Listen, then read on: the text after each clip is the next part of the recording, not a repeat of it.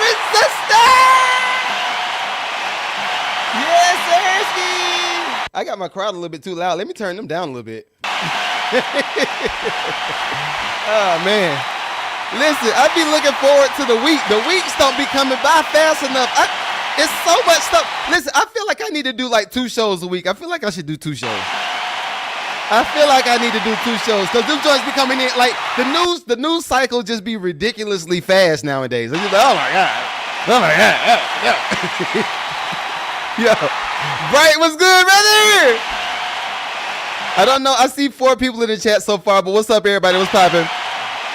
Listen, we gotta talk about Dr. Cheyenne Bryant.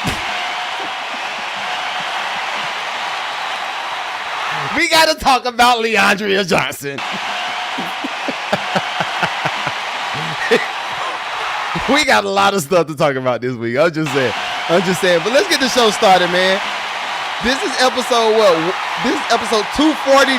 God dang, time flying. Time is flying. Let me get the show started. I had this song in my spirit this morning. Hey, let's go. Hey.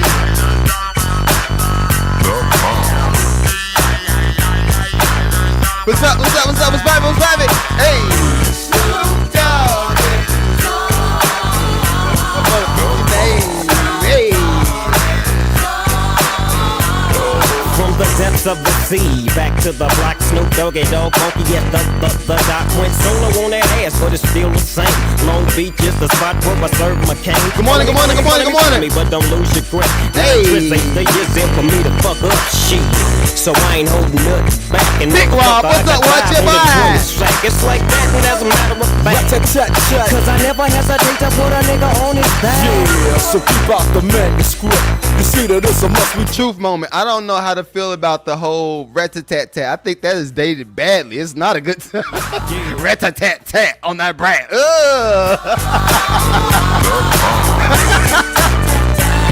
Hey!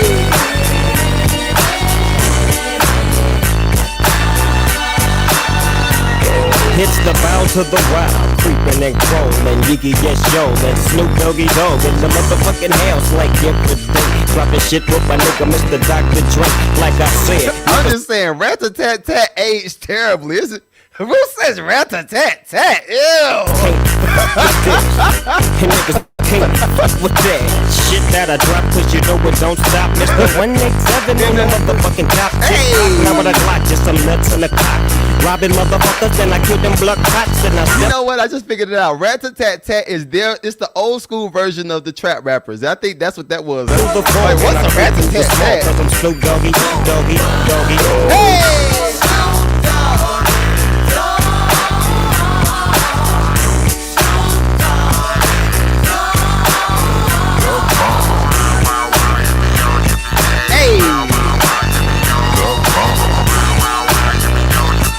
If you want to send me music, the link is open now. Link in the bio. In the motherfucking air and wave the motherfuckers like you just don't care.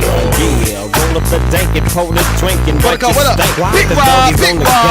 Taylor, what's up? My shit's on hit legit, now I'm on parole. Oh, okay.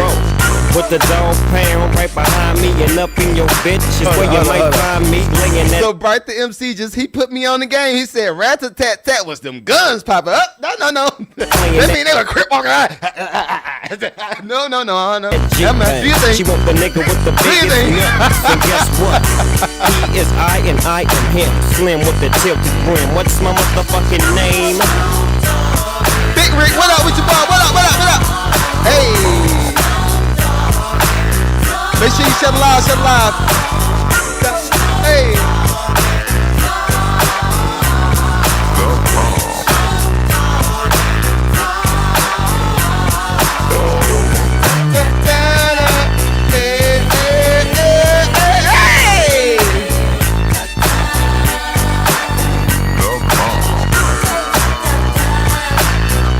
What a new rappers that could do this and perform this at festivals. Where y'all at?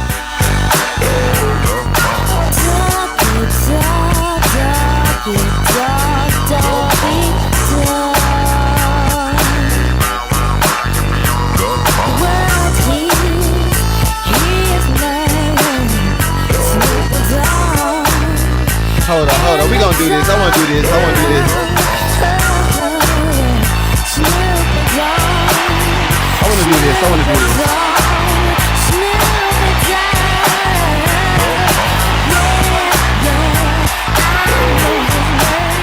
All right, check it out.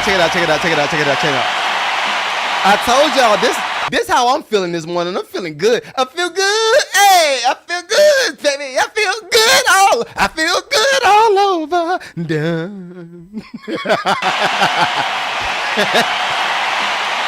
Yo, I'm in a celebratory mood for no reason. It's just I'm high on life. I'm high off life for real. So I wanted to bring some joints out and just put some light on the hit records. Why did we call these hit records? This is in 1993, y'all. The records that I'm playing is between 93 and 96. Now I am gonna go to a little bit of 50 because it's the same lineage. Shouts out to Dr. Dre and everybody else. I'm learning not to be messy. I'm learning. Same lineage though. Same. I'm serious, nigga. What do y'all think about this? Classic. Hey, baby. Get the bubble gum in this motherfucker.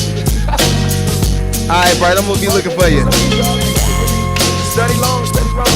Rick said, "Volcano, let's go." Oh, let me put y'all on the screen. My bad. With so much drama in the LBC, it's kinda hard being Snoop D or Double G. But I, somehow, some way, keep coming up with funky ass shit like every single day. May I kick a little something for the G and make a few wins as I breeze through. 2 in the morning and the party still jumping cause my mama ain't home. I got bitches in the living room getting it on and they ain't leaving till 6 in the morning. So what you wanna do? Shit, I got a pocket full of rubbers and my homeboys do too. So turn off the lights and close the doors. But what? We don't love them hoes. Yeah. So we gon' smoke an ounce to this. G's up, hoes down, while you motherfuckers bounce to this. Rolling down the street, sucking in dough, sipping on gin and juice. Laid back. With my mind on my money and my money on my mind. Rolling down the street, smoking in dough, sipping on gin and juice. Laid back. With my mind on my money and my money on my mind. I got me some Seagram's gin. Everybody got their cups, but they ain't chipped in. Now this type of shit happens all the time. You gotta get. You know what I realized? You can't help but walk on some of this music. Yours, but fool, I gotta get mine. Everything is fine when you can't help it. It goes with the record. You got to do it. And this is a water. This is just a cup. This is a cup of water. Ain't nothing in my cup. But you got to hold your cup and you got to do the walk with the D.O.G. I got the cultivating music that be captivating he who listens to the words that I speak as I take me a drink to the middle of the street and get to mackin' to this bitch named Shady. She used to be the homeboy's lady. 80 degrees when I tell that bitch please raise up off these NUTs cause you get none of these at ease. As I mob with the dog pound, feel the breeze. Biatch, I'm just rolling down the street, smoking in dough, sipping on gin and juice. Laid back. With my mind on my money and my money on my mind. Rolling down the street, smoking in dough, sipping on gin and juice. Laid back. With my mind on my money and my money on my mind. Later on that day, my homie Dr. Dre came through with a. Notice this though. Snoop gave you the whole storyline about being with the scallywags and the skeezers and drinking gin and juice, all at the same time and smoking. And a fat ass J of some bubonic product that made me choke. Shit, this ain't no joke. I had to back up off of it and sit my cup down. Hey, Tangeray and chronic, yeah, I'm fucked up. No. But it ain't no stopping. I'm still popping. Right, we not throwing no signs, brother. We not. No. I don't know that guy. Dre got some bitches from the city of Compton to serve me, not with a cherry on top. Cause when I bust my nut, I'm raising the bar to cut. Don't get upset, girl, that's just how it goes. I don't love you hoes, I'm out the dough, and I'll be rolling down the street, smoking in dough, sipping on gin and juice. Laid back. With my mind on my money and my money on my mind. Rolling down the street, smoking in dough, sipping on gin and juice. Laid back. With my mind on my money and my money on my mind. Rolling down the street, smoking in dough, sipping on gin and juice. Biatch. With my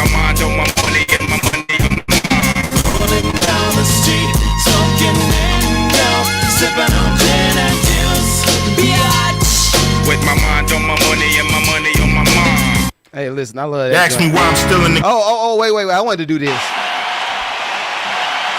Because I'm a part of West Coast lineage, too. I am. And look, if y'all see me doing a few things, I have a property that's going on right now. So I'm a busy guy. I'm the busy guy. I don't never stop getting the bread. We gotta get to the paper. So if you see me checking like this, we got some projects going on. So just bear with me. But me, myself, and I produced a few records for Ice Cube. I ain't did nothing for Snoop Dogg just yet. But I did this joint for Ice Cube. And once he did what he did to it, I was like, okay, I'm happy with it. But I wanted to just put me in the lineup because I got to put me in the lineup somewhere because this is West Coast lineage. This is West Coast lineage, baby. Shouts out to Cube, man. Shouts out to Cube, man. Is it for the love or for the money? Now, if everybody getting paid in love, I'm in it for the love.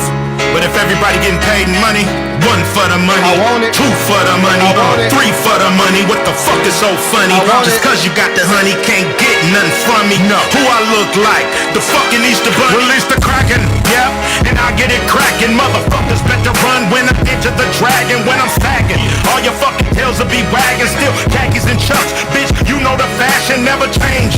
Even though you look so strange, I'ma keep it 100. You can keep the change. Some of y'all in the game for sex and drugs, but I'm in the game for checks and love, nigga. One for the money, yeah, two for the money, three for the money. What the fuck is so funny? Just cause you got the honey, can't get nothing from me. No. Who I don't know what I was thinking when I did that bass line, but I love that bass line. The fucking Easter Bunny, you bitches back up. You niggas act up and knock down everything that I stack up. You better clean up before I re-up. I'm out of sight, bitch, Scotty beam me up. Some niggas hypnotized by the ass and the thighs, but pretty eyes won't get you on the Enterprise. It's shitty. What? That God don't like ugly, it's a pity that I can give a fuck about pretty, bitch. One for the money, two for the money, three for the money. What the fuck is so funny? Just cause you got the honey, can't get nothing from me. No. Who I look like? Hold on. Easter Bunny, baby, I know. All right, so wait. Yeah. This actually was back too. I was like, oh, I did that for y'all. So on the same album, this is just, and I'm about to listen to y'all music in one hot second, I promise you. If you send the records, go ahead and send it now because after you send it, I'm not playing no more, I'm not taking nobody else's music. I'm not. All right, so if you're going to send your music, now is the time to go ahead and send it because when that joint hit 9:30, it's over. It's over. No more sending. Don't send nothing else. But on the same album, I produced this for Ice Cube, and this actually the whole project kind of started around this whole situation. So me and Cube started working back in 2015, and from 2015, 2016, 2017, 2018, we just been working, right? So when they were down here in Atlanta doing Ride Along, you said how to send the records. Links in the bio, brother. But when Cube came down here to shoot Ride Along with Kevin Hart, we were in the middle of working on some music for his project. But then he was like, yo, we should just save some of these joints. It might go to some of the movies. So when I came to his trailer and I played this record, and see, this is what I'm telling you, it's stories behind a lot of this stuff. When I went to his trailer and I played this record, he was like, yo, you got the Pro Tools on your laptop, right? We need to do that joint. We need to do that joint immediately. And that's how this record got placed right here. Shouts out to my wife and me.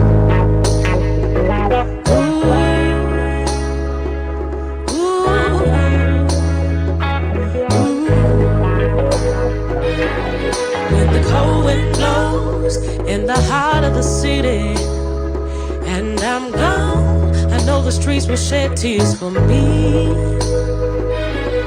When my story is over and my song is done, I know the streets will shed tears for me. All I get is motherfucking love in these streets. To most of these tricks, I'm a motherfucking treat. What's beef? I ain't got no beef. See all that bitchin', it tastes like chicken. And all these chickens, they get plucked. And nobody wants to see the volcano erupt. I'm down with dash cause everything is corrupt. I'm celebrated every time I pull up. You hella hate it every time you look up. I'm elevated. to rappers deluxe. They love me, dog, cause I'm one of a kind. This is God's plan, homie, it ain't mine. See, this ain't about dying, it's all about shining. It's all about climbing a hill full of diamonds. I know that you feel it, I know that you felt it, cause a nigga gon' live till a nigga can't help it. When the cold wind blows in the heart of the city, Hey. and I'm gone, I know the streets will shed tears for me. They love me, dog. When my story is over and my song is done, They love me, dog. I know the streets will shed tears for me. Sorry, y'all, I ain't got it. So those are some records that I produced for Ice Cube, right? But then, you know what? I'm not gonna do that today. We're not gonna do that. I'm not gonna do that. I just start pulling all the records. I did this for 50. I did this for Eminem. I did this for Royce 59. I did this for T.I. I did this. I ain't gonna start doing that today. We're not gonna do that. So I'm gonna go to some of the joints that y'all know. Right, I'm gonna go to a few more joints that y'all know, and it's almost 9:30. So I'm giving y'all time. I'm giving you a little bit of time to go ahead and send me the records, but same lineage. Hey, I don't know what you take me for. I really don't play that shit. I ain't got to get you hit. I get out myself and spray that shit. I gotta hit your trigger finger, nigga, it's killing me. Not to spray this shit. I got enough ammo shots to blow up, put all in a motherfucker out this bitch. I love to reload when you get hit. I suppose you gon' be strong enough to take this shit. I ain't gonna front. I missed this 50. I don't know where he went. He's getting too much money. When you get money, it just starts to change things. He's getting too much money. Ride down with a chrome 4 pound. Can you see through the limousine tears? I suggest the gap once I get the kicking up dust for the jigs. Come around here. What up, y'all? Good morning. D-Star, that's a question. My name end up in all types of shit.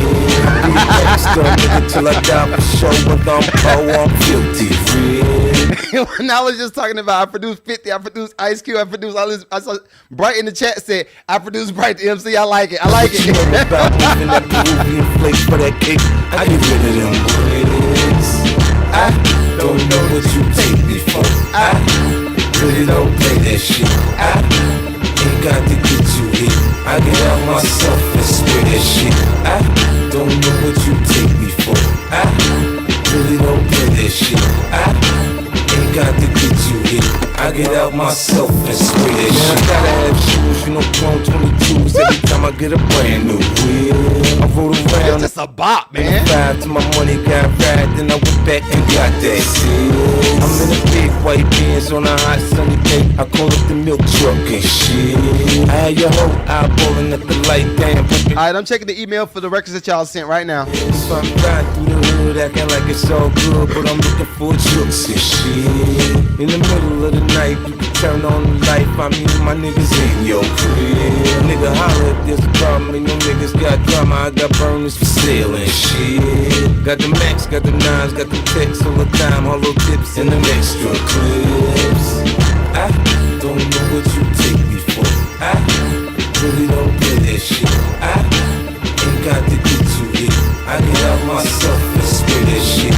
I don't know what you take me for. I really don't play that shit. I ain't got to get you hit. I get out myself and spray that shit. I'm tired of telling niggas over and over anything about me being gangsta. Hey, I'm tired of telling niggas over and over. I won't hesitate to pop a shake.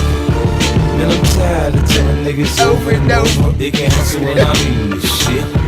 Man, I'm tired of telling niggas over and over you don't listen, you gon' get your ass hit. This is 50. Yeah. Nigga, cherish me. Like the water you drink. Like the air you breathe. That boy say cherish me. All right. Yeah. I'm really on some East Coast hardcore. No, just the coastal hip hop, man. Coastal hip hop. You know what? I think what I miss about a lot of rappers nowadays, a lot of them didn't really go through too much. And the ones that did go through something, they have the same story and they say the same story on record the same way, right? when we heard Ice Cube or 50 or whoever talk about the struggle or talk about shooting or whatever, they did it in completely different ways. They talked about gang banging, they did it in completely different ways. Even if we were to come down south and we heard T.I., Gucci, all of them talk about just gang banging. The message was relayed in a doper way. Everybody now is just like, I'm like, okay, all right.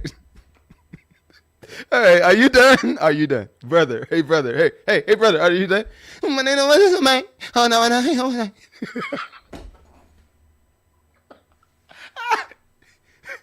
Magneto. Hey, Magneto, I got something dope for you. Hold up. I want you to hear something. And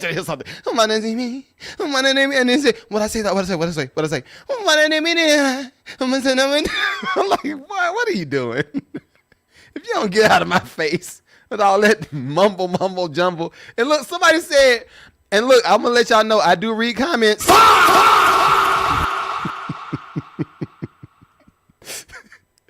Yeah.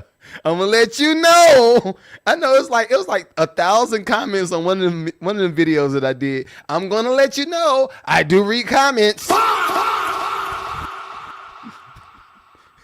Now I might not respond to you on the wall. I might not, and I'm a Scorpio too, so I'm a little bit petty. So I might not respond to you on the wall, but guess what? This right here, yeah, I do read comments. That's all I'm gonna say. I'm gonna play one more industry record. Then we're gonna get to y'all independent music. How about that? I think we got something. And look, I'm always gonna start with the people that's dope first. And the only people that I know is dope is the people that's in my community. I'm just saying. I gotta go here. If we're talking about coastal hip hop, I gotta go here.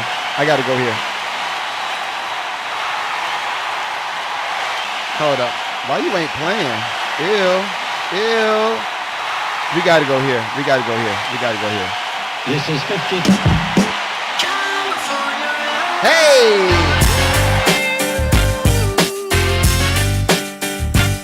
Smacks.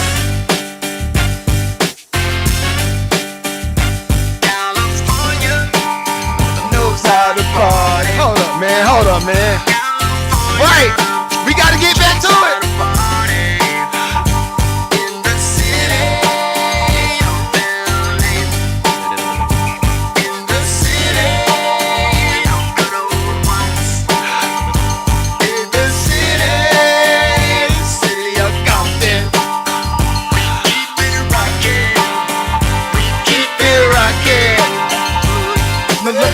Everybody to the Wild Wild West. A state that's untouchable like Elliot Ness. The track hits your eardrum like a slug to your chest. Like a vest for your Jimmy in the city of sex. We in that sunshine state where the bomb ass him be. The state where you never find a dance floor empty and pimp speed. On a mission for them greens. Lean, mean, money making machines serving fiends. I've been in the game. You can't sit down while you listen to this, man.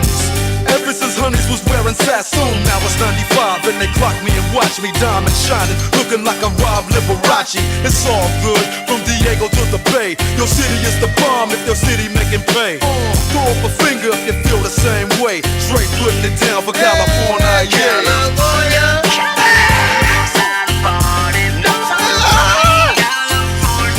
West Coast.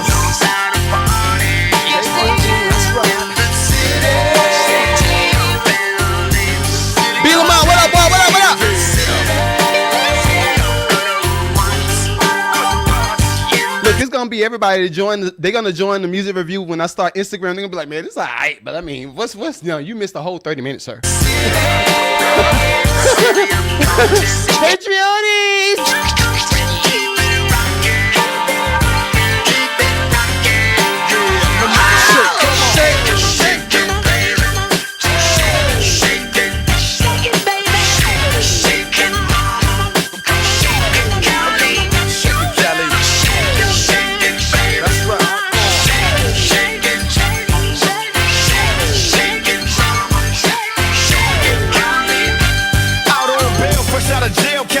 Dreaming. Soon as I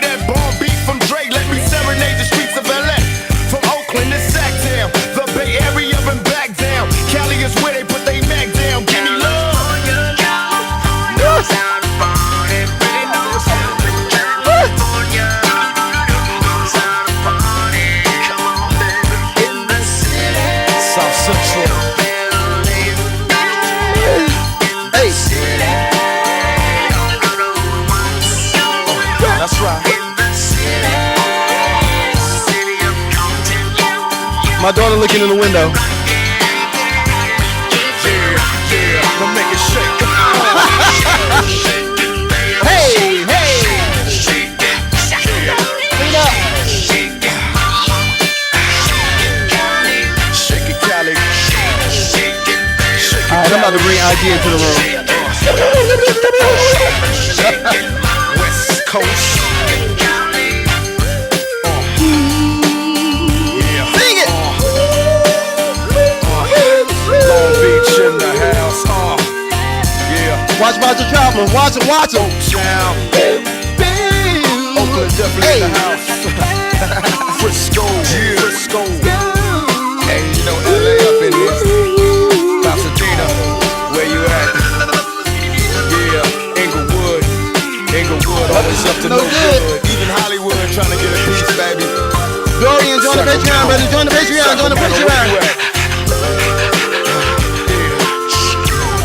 Throw it up, y'all. Throw it up. I can see ya. California love. Woo. That boy. That's how you do music right there. Honestly, that's how you do music. That is hit making one-on-one. That is hit making one-on-one. Now, this is the thing. All right, y'all know I'm an avid believer. Y'all know I'm an avid believer in not sampling. But sometimes when you do it the right way, it's worth taking the hit. It's worth taking the hit. And then watch this. This is the biggest flex. The biggest flex if you're trying to sample an artist is you get the artist on the record that you're trying to sample. That's the biggest flex. Biggest flex. Yo, Snoop and Dre said, no. That wasn't Snoop and Dre. That was Tupac and Dre. Dre said, look, I want to do California Love. We want to sample California Love, but you know what? I want to do something a little bit different. I want to get Roger Troutman on the record. We're not going to sample him. We're going to just have him replay it. Reimagined. Reimagined. Let me go ahead and give you some more. Let me give you some more royalty periods. How about that? All right, so it's time for me to listen to the independent music. Everybody on IG, y'all are late. Everybody on IG, y'all super late. I just started. Listen, you need to make sure you join the Patreon. Join the Patreon. Join the Patreon.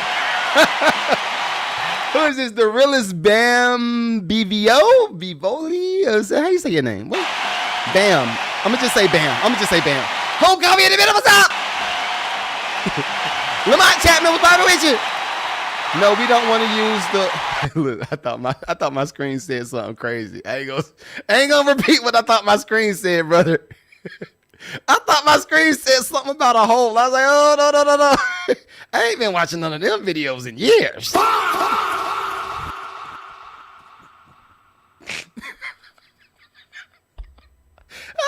I thought something popped up on my screen said hole. I said, wait, what is this? I ain't seen one of these videos in a long time. What is this? Not now, not on the podcast. Listen. I want to say something too. I never addressed the Kev on stage situation. So I am a Christian. Listen. I'm a Christian, right? But I believe in people being human, right? And we're going to talk about a few people today because Leandria Johnson, girl. You can't say mother effer on live. You can't do it on live. You got to do it in a text message or just do a voice memo. You take that. You got to do it like that. You can't do it on a live, girl. We need to teach her some etiquette. Lord Jesus. Somebody sent me the video of Leandria Johnson saying, these mother effers, they know what the F they did. I was like, no. Don't do that. Don't do that. They're going to mess up your bookings. They're going to mess with your bookings. You don't want to mess your bookings up. Yo. All right, last thing. And I promise y'all I'm about to listen to y'all music. For Bam, the link is in the bio, but the way I do music reviews, you got to be in my community, right? Because this is how it's not a music review technically. I'm giving you advice on your music. Right. So now some people are going to win the Poverty Music Award today. I feel it in my spirit. Somebody want to go to Senior Candy. Somebody want to go to Senior Candy today, and they're going to go.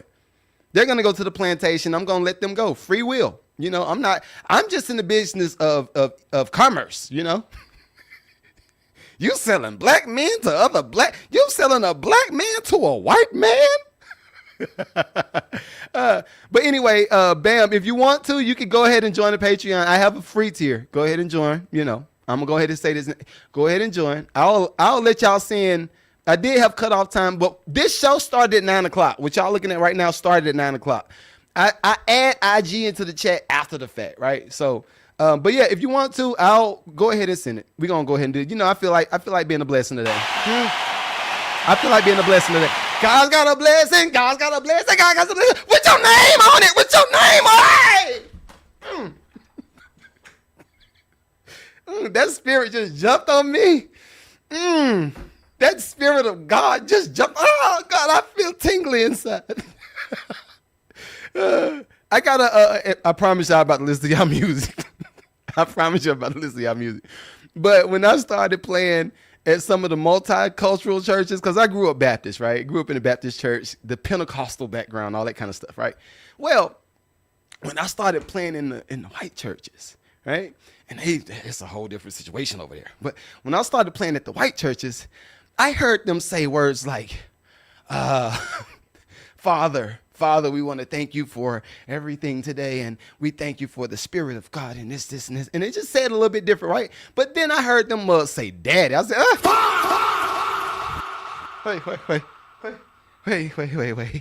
wait. You call God Daddy? I got an issue with that. I'm a man. I got a small issue with that. You want me to close my eyes and say, thank you, Daddy? Girl, no. Bye.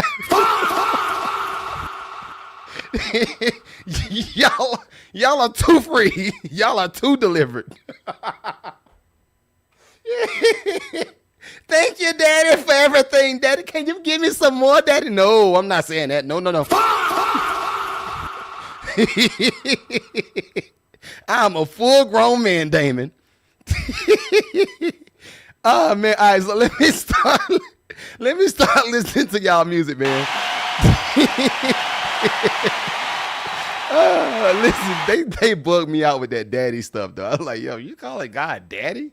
Yeah, see what the reason because he's our everything. He gives us everything. He controls everything, and he's the prime. I'm like, no, okay, wait, no. I'm gonna just say thank you, God. How about that? He is not my daddy. My daddy is Mike Cannon. I don't even call my daddy that. We talked about this during the whole Father's Day episode. I don't even call my daddy. I say, Pops, what's up with you, Pops? How you feeling, Pops? You good, Pops? I don't say daddy. That is. Now, you know what? I'm not that mature. That's what it is. I'm not mature enough. I think once you're bright. Will you ever be mature enough to call another man daddy? I want to just know. Puff Daddy had mad Negroes calling him daddy. Then he was calling them daddy too. Too much bite. Too much bite.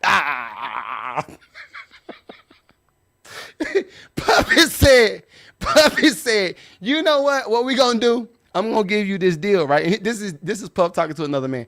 You know what? I'm gonna give you this deal, right? But when I give you this deal, you know what I am to you once I give you this deal, right?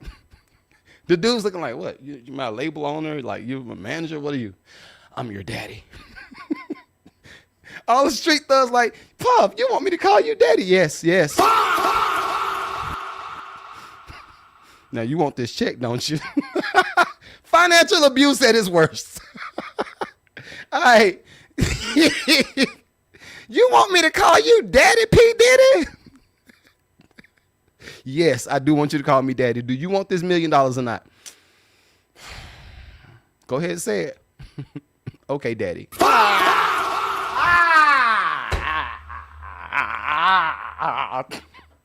Too much bite. Too much bite. Nah, B. Lamar, it ain't no brotherly love. Oh, yeah, he did try to get that off on us, didn't he? He tried to get the brotherly love stuff off on us. He did. It didn't work for me. I was like, nigga, you are a bad man. Bad man. You are, that's what Jamaicans say, bad man. All right, we're going to start today's music review. Let's see. Bright, you loaded it up. Pause. You got to say pause everything. Loaded it up. Mad pipes. Pause. Everything pause. All right, let me see what Bryce sent me. Let's see what he sent me. I got things to do, I ain't here no more. I don't come around that much. You can catch me on the go. Why you all in my DM? We ain't never talked before. Wasn't good enough back then. We ain't creeping on the low. Hey, she got revenge on the mind. The product appreciate, know how to sign, but happen to let it discern the God. The very first time to trust in the God. Felt like you got a chick on the side. You felt the world was not on your side. You gotta get feelings ahead of the sign. All of us down with intention to lie. Wait, I got some question to ask. Like back in the day when you treated him bad. But he got no call on the girls, but last you asked for a day and you gave him no chance. You wanted a thug who team was sad. Pushing the product, you bought you a bag. Now you knocked up, now he baby dad. Seen him in years, now you big mad. Wait, we gotta deal with the choice that we made. Now you need a man, now you ask for a day. You look at me now. I got a PA system in the studio. How destiny seal your fate. Now you need somebody to listen to you. And bitter or holding the grudges to you. To show me your colors, holding the true. And keep it 100, ain't rocking with you. Wait, I got things to do, I ain't here no more. I don't come around that much. You didn't catch me on the go. Why you all in my DM? We ain't never talked before. Wasn't good enough back then. We ain't creeping on the low. Hey, I got things to do, I ain't here no more. I don't. Yeah, I like that. Let me see what else you sent me. See, people in my community got infinite records to send. Oh, you did this one. I produced this one, y'all. So this is probably for some sync type stuff. So we're gonna see what this is. Let's see.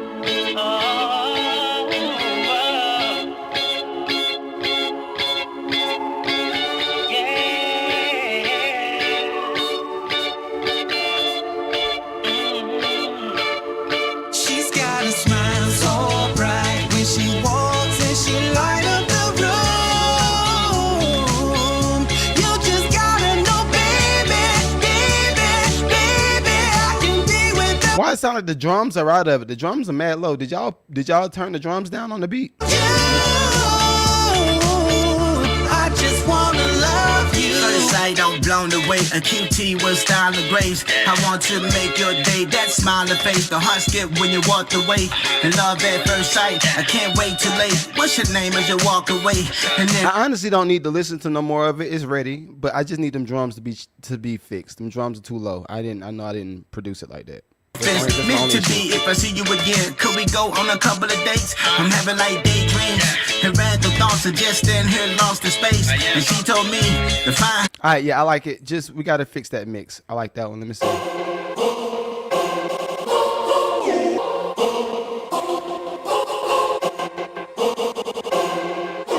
Slip mix, what up with your boy? Cosby down by what Money up? speak a language, I'm so fluent in. We can't conversate if it don't make sense. Everything I gain came from hustling. I'm so motivated, can't be broke again. Money speak the language, I'm so fluent in. We can't conversate if it don't make sense. Everything I gain came from hustling. I'm so motivated, can't be broke again. Me and the bank teller got a whole lot of secrets. We got interest in the same money, I can keep it. Me and the fam get away, jet life weekend. Spanish speaking, Lil Bolívar, mommy Puerto Rican. She got a taste for artesian, my little chica vegan. Acquired taste for Stefan, lots of different cheeses. White still gold season, we don't need a reason. I own everything I have, I ain't into leasing. I know everything at hand, like I'm palm reading. Ice cubes in my bezel, all about the Benjis. We don't need a thermostat, we in a different region. If it don't make sense, ain't no need for speaking. Money speak a language, I'm so fluent in. We can't conversate if it don't make sense. Everything I gain came from hustling. I'm so motivated, can't be broke again. Money speak a language, I'm so fluent in. We can't conversate if it don't make sense. Everything I gain came from hustling.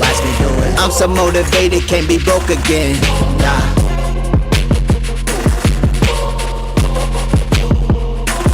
All right, I like all of them. I think my main issue is the one that I produce. Them drums got to come back. I think what happened, and did your boy mix this down? You dude that you normally use? I think the bass is too loud. That last beat is crazy. I ain't gonna front. That last beat is crazy. If you made that joint's crazy. Now, did you use a sample? The voices how is that made up? How is that that beat made up for that last song? I just want to make sure that we could be in the clear, because if I put that joint in the folder, then I don't want to look crazy. I don't want to look. Oh no, brother. Magneto, I thought you took pride in not having samples. Well. I don't know how to explain it. So what happened was, you say you chopped the voice up. All right, cool. You chopped the voice up.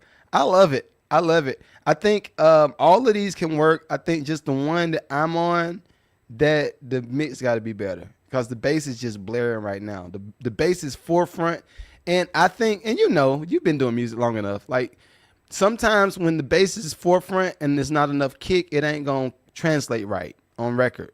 People are just gonna bypass it. All right, but I love, that last joint was crazy. You produced that. You need like 5 more of them joints. That joint is great. Let me go to PG Brown. Let me see what he got for me. I miss you the first time, won't miss you again. Won't waste no time trying to get you again. I miss you the first time, won't miss you again. Don't waste no time trying to get you again. So don't bet on me being right here. Don't bet on me being right here. You waited in silence, you moved how you moved. I was giving you patience, you were making your move. Said I don't hold no grudges, I just see it clear. What you didn't choose it won't be waiting around here. I missed you the first time, won't miss you again. Won't waste no time trying to get you again. I miss you the first time, won't miss you again. Won't waste no time trying to get you again. So harmony. don't bet on me being right here. Don't bet on me being right here.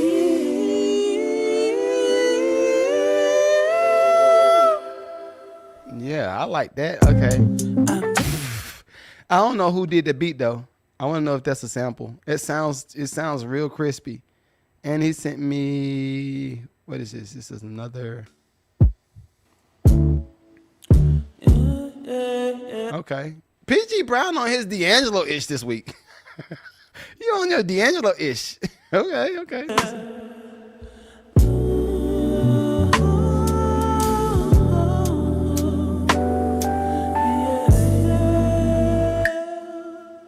Moving like I'm spotless, but my mirror knows the truth. Every word I threw came falling through my roof. I've been calling out the damage like I don't live in the rain. Trying to fix a broken window. I'm partial to this. I'm partial. Window still shakes. Who am I to speak in thunder when I'm scared of my own sound? I've been praying for forgiveness with my fingers still pointing down. Don't throw your rocks at glass houses. This sounds good, but I don't like how it was written. If PG Brown in the chat, where PG Brown at? I like how it sounds. It sounds nice and crispy. I just don't like how it's written. I don't feel like it's written properly. I think it needs to be it needs a little help. Don't throw your rocks at glass houses. What up, Aaron? What up? What you see in other people might be Everybody on TikTok, what's popping? letting out. It rises before it breaks like the truth when it comes out. Mercy don't move in a hurry. I don't like it. I don't. I think my main issue is, watch this. See this? Now watch this. I got the, hold up. Let me just, I got the voice something to the friends. Hold on, we got light water in the middle. What's up with you, man? What's good with you? I'm gonna bring him on the pod too. But look, I think so. Friends, we need friends to talk to friends. How about that? With PG Brown's record, I'm the voice of reason. I'm the guy that's gonna say that might not be. We might need to change that a little bit, brother. We might need to change that up a little bit. I think my main issue was it sounded great. The beat was phenomenal. The mix was great, but the writing was mid. The writing was mid to me. I'm sorry. PG Brown, you know I love you too. You know I love you in a non-Diddy type of way. in a non-Senior Candy type of way. I'ma never send you to Candyland. I'ma never send you to Candyland. You said, how do you submit? Who's this on YouTube? Who is this? Elijah. Elijah said, how do I submit, brother? Oh, you're on TikTok too? You're on both? God dang, thank you for the support, brother. Thank you. You know what? It's been growing. Everything is growing, and I appreciate you. I appreciate you. But yeah, PG Brown, I don't know about them. I like the first one. The first one was cool. The second one was I think you should rewrite it. I wouldn't put see? And this is why we doing the producers workshop on the 15th right here. This is a prime example. There are certain words that you should not use in hooks or certain words you should not use in the song. Case in point, when I was signed to EMI, that was my first publishing deal. When I was signed over there, and yep, I'm gonna say it, I'm gonna put, you know what? I'm gonna put it all out down there. I'm gonna just put it on the road. This is for everybody. I'm putting it out there. This does exist. Some songwriters like, what is this nigga about to say? What is this nigga about to say? I don't know what this nigga about to say. I'm gonna put it out there. There is a real Illuminati word list. Now it's not called Illuminati. That's a heavy one, ain't it? There is a Illuminati list. Yeah. There are certain words that you should be using in hit records. I'm talking heavy. On this list, when I was signed to a certain label, I already said the label. It's like, I'm going to have to just bleep this part. Oh, this part never makes YouTube anyway. This is only for Patreon. Got him. This whole hour of music reviews is only for Patreon. It never hits YouTube. But when I was signed to EMI, there was a list of phrases and list of words and a list of this is this. And if you want to write a hit record, you should use a certain amount of these words. You should use a certain amount of these phrases. This phrase is this. Like, y'all know how you might hear a lot of songs that say songs with tonight in it, right? Simple stuff like that. I'm gonna tonight. Tonight we are young. It's a reoccurring word and phrases that constantly goes through hit records. When you use those records, when you use those phrases or when you use those words, it is almost like an endorphin that hits in people's brain and say, "Oh, this is a hit record. I never knew this. I never knew I needed this record in my life." All of that stuff. You know what? We're going to talk about it. Yep, on the 15th, make sure you join the producers, the Masterclass. Yeah, we're going to talk about it. Yeah, true story. And what I might do is actually give y'all the list. Ooh, I'm talking heavy. They going to be mad at me for this one. But yeah, there are certain words, certain phrases that work in hit records. If you don't know, you don't know. So I'm tired of letting folk hustle backwards. I'm I'm trying to put y'all on the game. All right. So again, the 15th, we're gonna talk about that. All right, let me go to who is RN Dion. RNE Dion. This the name of the record is Get Lit. Get Lit. Let's see what you got. Damn, that boy Swift on the beat. I did not like that tag. I didn't know I was going to start that early. I did not like that tag. I'm sorry. You want me to wait for this? You need to speed this tag up, brother. That tag was 10 minutes long. All right, I'm done. Yo, RNE Dion, you might need to speed this tag up though, for real. Ain't nobody, it's not attractive, right? I'm just letting you know off the rip. All right, here we go. Damn, that boy Swift on the beat.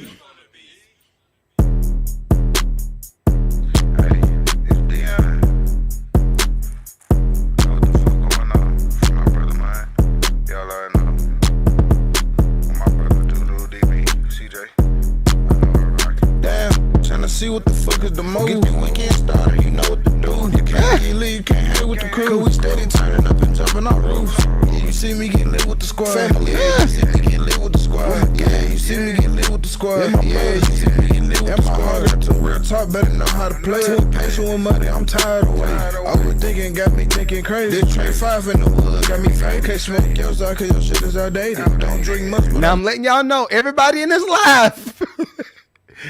I don't want not Negro to hit my wall. I don't want not one of y'all to hit my wall. Dang, bro, I only let it play for about 5 seconds before we even heard anything. How you even know if the song is good or not? You should have been in the live show. I let it play way past 5 seconds.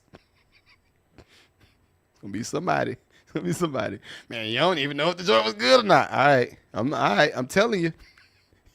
I do read comments.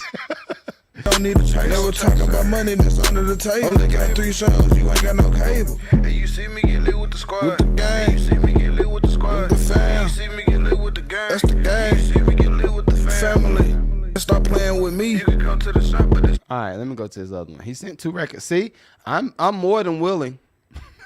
Listen, Bright, they gonna learn. I am one of the people that actually love you in a non-Diddy type of way. You got to say that every time, because y'all be clipping stuff up. So I got to make sure I say stuff so y'all don't be clipping me up. Because I'm like, yo, yeah, I said I love you, but in a non-Diddy type of way. Now, if you love me in a Diddy type of way, now that's a whole different situation. I can't help that. That's you. That is your output. That is your output to the world. But as for me, I'm telling you, all right? He sent me 2 records. Let me see what he got.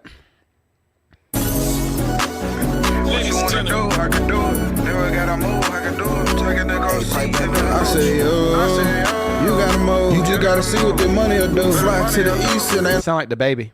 know, feeling like Will in the black suit. I'll let the pole if I got to. I'll jump in if I got to. Put you in a roll if I got to. Never like the cap, I will stay true. If I have panties, yeah, I'm Dave Chappelle. Gotta know the game if you wanna sell. Shooting lava rounds that I bought from Hill. That I gotta chill. That shit can get real. I'm just a young nigga trying to run around. I'm fat country boy trying to get slim. Nigga moving weight, never been in jail. Keep me a ruby, that's a hidden gem. But I don't like talk. You not talking money, you better not come. I'm trying to get them blues clues right now. I got a headache, but it's not going down. Yeah, stop all the talking, I might knock you down. Hey, somebody get my shoe. I don't got no shoe, so I'm rocking the boot. Only see me one, that she want my juice. Man, fuck that. Like, what is you saying? Man, that wasn't the plan. I'ma keep frying shit like I don't need a pan. You come to the shop, but you can't get a gram. I done seen a real turn to a fan. I done seen a real turn to a snake. I done seen a chicken turn into a steak. I can't wait my time, this is not a race. Better stay home, that's where it's safe. Better take your time on a dinner date. She gon' see you with a chop in your face. But this the icing on the cake. Yeah, she coming over to make some shake. Stupid nigga win.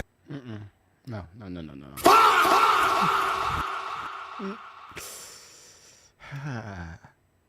I want to understand. You know what? Let's do this. I'm in a position of learning today. I want to learn more about you. How about that? Hey. I'm gonna tell you what I was about to do. I'm gonna tell you I was about to sell you the senior candy.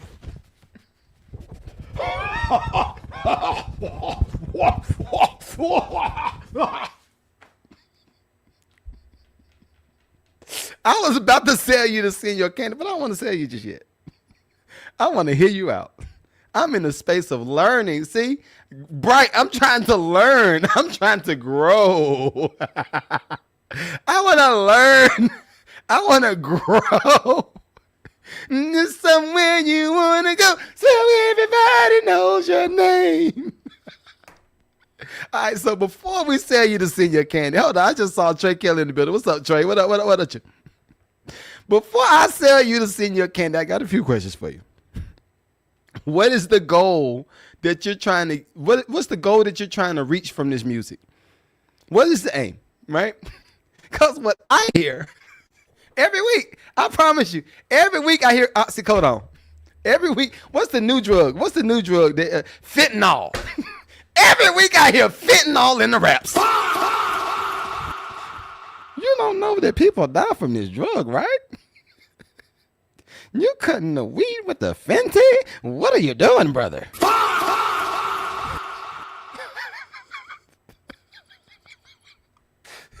So before I sell you to senior candy with a pack of Fenty, what is the goal for this music? Who are you trying to reach? And this is yes. Yo, the Fenty. They got no one time. You remember the what's the true love? I'm back to the van, I'm back again. That's what I heard. Every time I hear trap rappers and they do music that sound like that, I hear that song playing in the background and somebody with some weed and some Fenty. I'm not to the meeting in the back again. I'm to the back again. 100% a Fenty lover.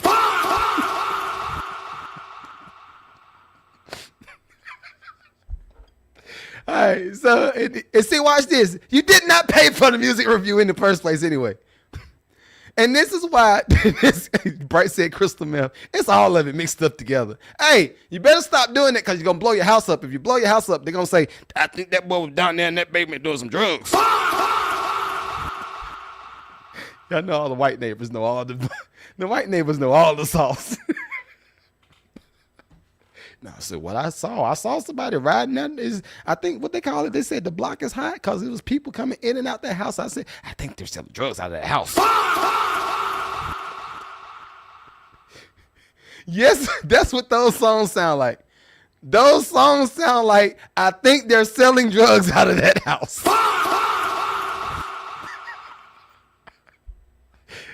See, and this is why I be wanting people to just go ahead and join the community and pay for the music review. Well, I would rather you join the community instead of just paying for the music review, right? Why?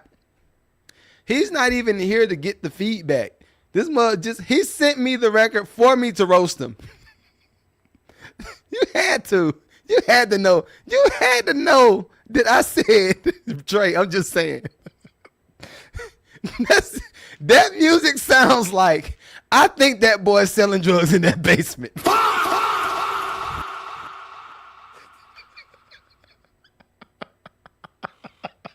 Yo, that's wild.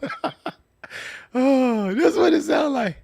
Oh man, and you know what? I ain't hating on nobody's hustle. If that's the way you got to get it done, hey, get your stuff. If you get caught though, I don't know you, right? No illegal activity over here. I don't do that.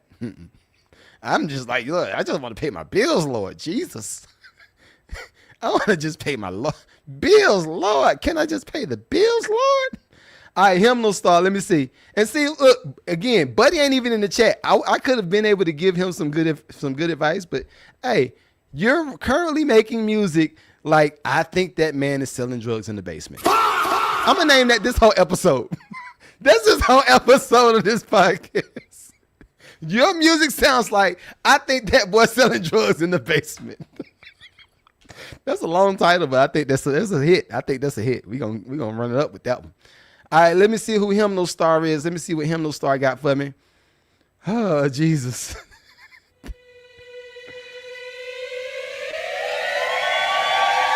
Okay. Me gustan las latinas, colombiana, peruana, siciliana, dominicana y cubana, ecuatoriana. Me encantan las mujeres latinas. Cuban cigar, you know, smoke it in Mexico. They tell me take it slow, but I am feeling reckless though. I say hi there, my friend. Are you Dominican? Porque bailas muy bien. Yo, Hymnal Star, I gotta work with you, brother. That's a lot of money. Yo, that's a lot of money on that record. God dang. Rum in my cup, cup, cup, cup, cup, cup, cup. Up. Mommy, I can't pretend. Try my best not to sin. I'm looking at your face, I'm so locked in. Me gustan las latinas, colombiana, peruana, siciliana, dominicana y cubana, ecuatoriana. Puerto Ricana y chalina y venezolanes. Me encantan las mujeres latinas. You sweet like peaches, you remind me of 100 beaches. paradise, it lives inside you, mommy, I can see it. Eres la mejor del mundo, mommy, please believe it. It's hard. That's the truth, now be it. Rum in my cup, cup, cup, cup, cup, cup, cup. Ivan up. Mommy, I can't pretend. Try my best not to sin. I'm looking at your face, I'm so locked in. Me gustan las latinas. Colombiana, peruana, siciliana, dominicana, y cubana, ecuatoriana. I had to let that joint play. Michelina y venezolanes. Me encantan las mujeres latinas.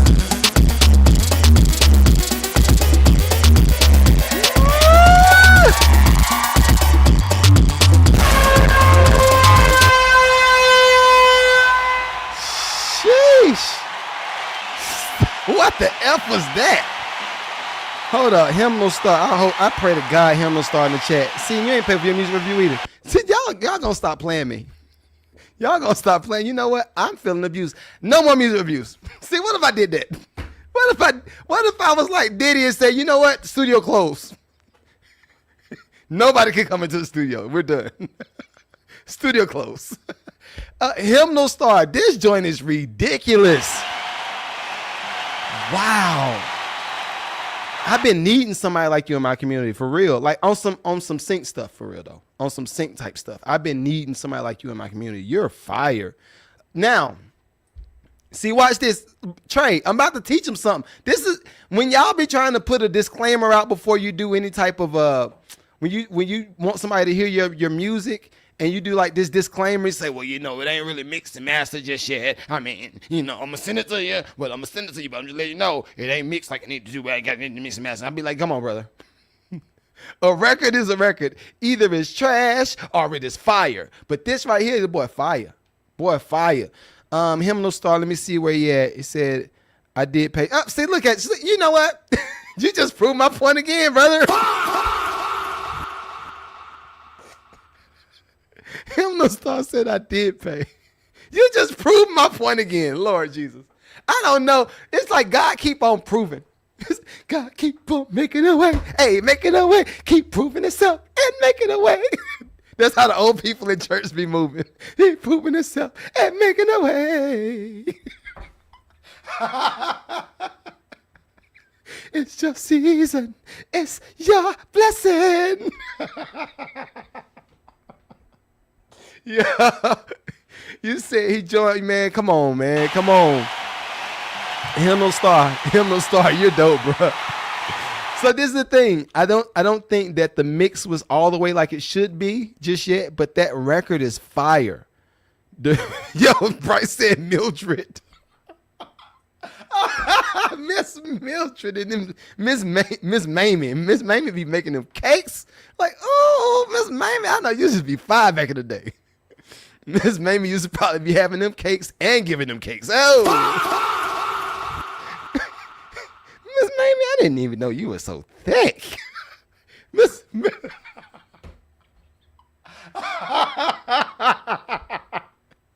Y'all know I ain't lying. Y'all know I ain't lying.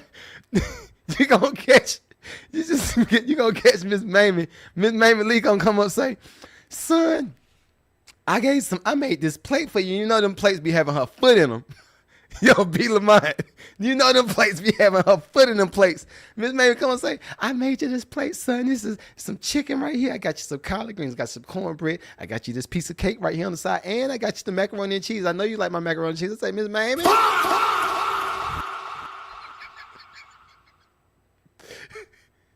And you can tell when Miss Mamie got the sauce for you. You can tell. Miss Mamie come up, she start scrolling on her phone. Say, yes, I did this right here. And she show you, say, wait, Miss Mamie, is this you in 1954? Yeah, baby, that's me. I used to be. So I said, you used to be thick. That's what you used to be.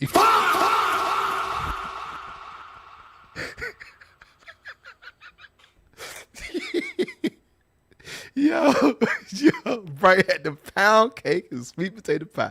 Miss Mamie, Lord Jesus. She a thickin'. But anyway, Hymnal Star. I love everything about that record. I think just the mix could come up with the beat, but the concept is there. Everything is fire. I look forward to working with you, brother. I definitely look forward to working with you. Watch. Now see, now this is the shady part of me right here. Right? I'm going to go ahead and put it out there. This is the shady part of me. Knowing that what's my man name? Knowing that Hymnal Star can get into that what is it called? What is it? Central America. Knowing that he could get into that South American type of sound. Guess what? Anytime somebody say, "Hey, we need some African music," I'm saying, "Hey, we got Hymnal Star." We need some Spanish music. Right? We got Hymnal Star. Hold on, wait. So is Hymnal Star African and Jamaican and he's Mexican? We got Hymnal Star. Yo, they're gonna be like, it sound good. I don't know if it's the same language, but it sound good. It sound good to me. But yeah, appreciate you joining, man. I look forward to working with you for real. Let me see. T-Shack sent me some. Okay. Listen, I think I might do some lucrative awards at the end of the year.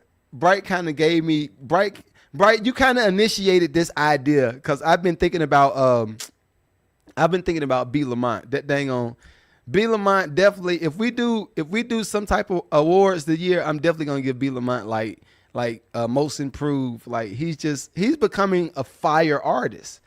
Like one of my favorites for real. Like it's just dope. It's just dope. So anyway, let me see what T-Shack sent me. Let me see what he sent me. It's loud. Damn, who did this beat? DJ Chico Brown, what up?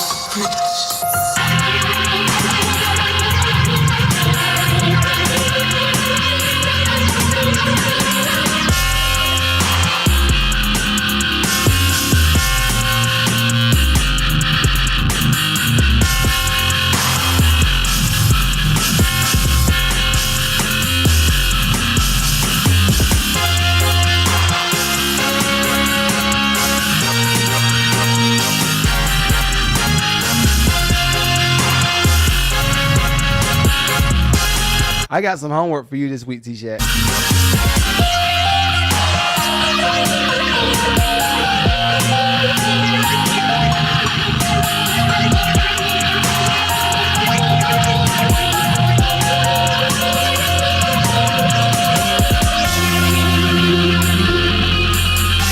All right, let me listen to the other one. I got some homework for you, though. I know it's going to fix you. Damn, who did this beat?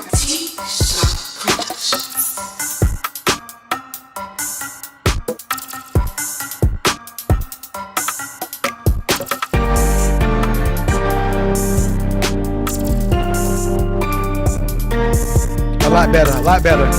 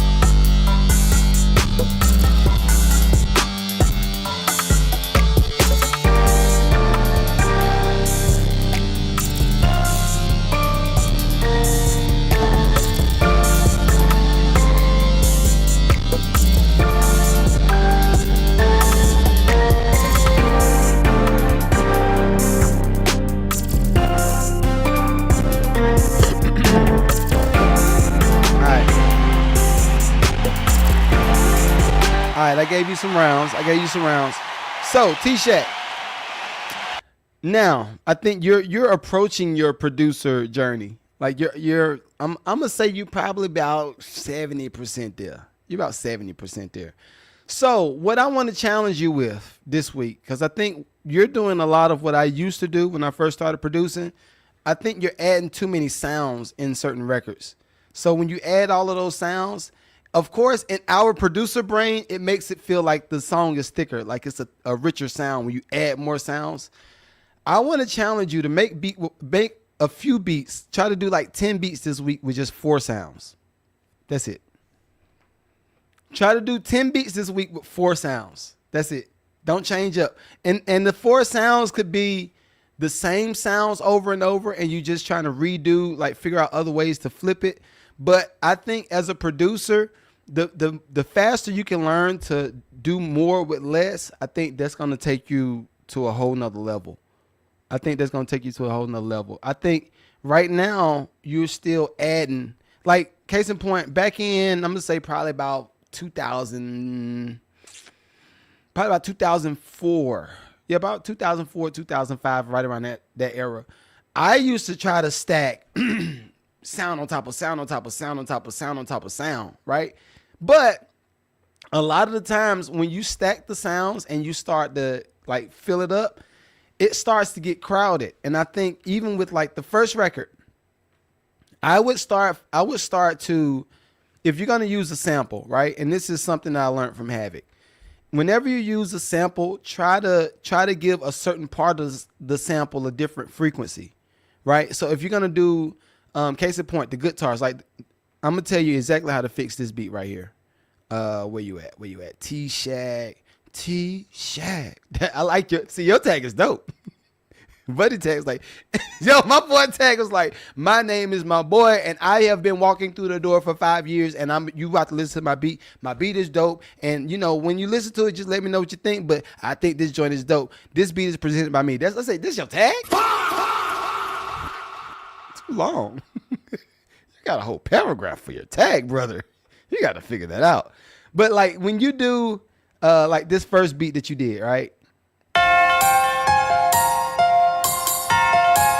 Who did this beat?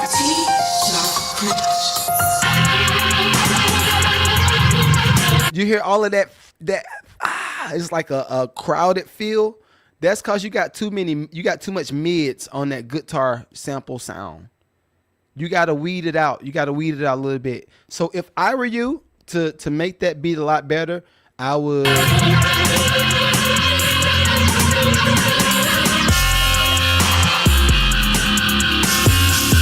You probably need to bring them guitars that bail, all of the extra sounds, bring them down probably about 4 dBs. Once you bring them down about 4 dBs, now you need to trim the mids out of that guitar part and trim the lows out of that guitar part. I would let the guitar part almost be as if it's a static filler, like a static filler for the beats. That's another thing. Something else I learned from the Illuminati list. This is something else I learned from the Illuminati list. So it's just certain things that I think you could do. But again, even with that, we're gonna talk about that on the 15th. Please, everybody that's in the community, the 2 masterminds that I'm doing on the 15th and the 22nd, it is free for y'all. I'm mainly doing these masterminds for y'all right now. I just opened it up to the public so everybody can get a little piece of it, but this is primarily for y'all. So please make sure y'all tap in and watch it. I made it easy for you. You know when I'm doing it? It is going to be the same time as a podcast. I'm just doing that in place of a podcast. And since we're going for about 4 hours, then it's going to be a 4-hour masterclass for both days. So I'm going to probably put like an hour on YouTube and let people have something. But anyway, yeah, that's where we at with it. I'm not mad, T-Chat, but 4 sounds. I need 10 beats with 4 sounds. I want to hear it next week. 10 beats, 4 sounds. If you feel like you about to add a 5th, that 5th needs to be so close to one of them sounds that's already in the beat that you can't even tell it's there, and you really just made it so it's a thicker sound. But I don't want you adding one melody right here, then you add another melody on top of that, then you add another fill right here. I don't want you to do that. I just want you to do one sound, just one full phrase for the song. Case in point, see if I could give you an example. What's a good example? Give me a second. I'm gonna pull this up right quick. And this is, I'm gonna give you an example of a song that's matter of fact, if you look at California Love, that's a perfect example. California Love has It's one melody through the whole beat. And there are no others. The only other things is like at the end of a phrase to build us into the hook, or it's at the end of a phrase to get out of the verse, right? Case in point, this is the whole beat, right? If we play California Love, this is it.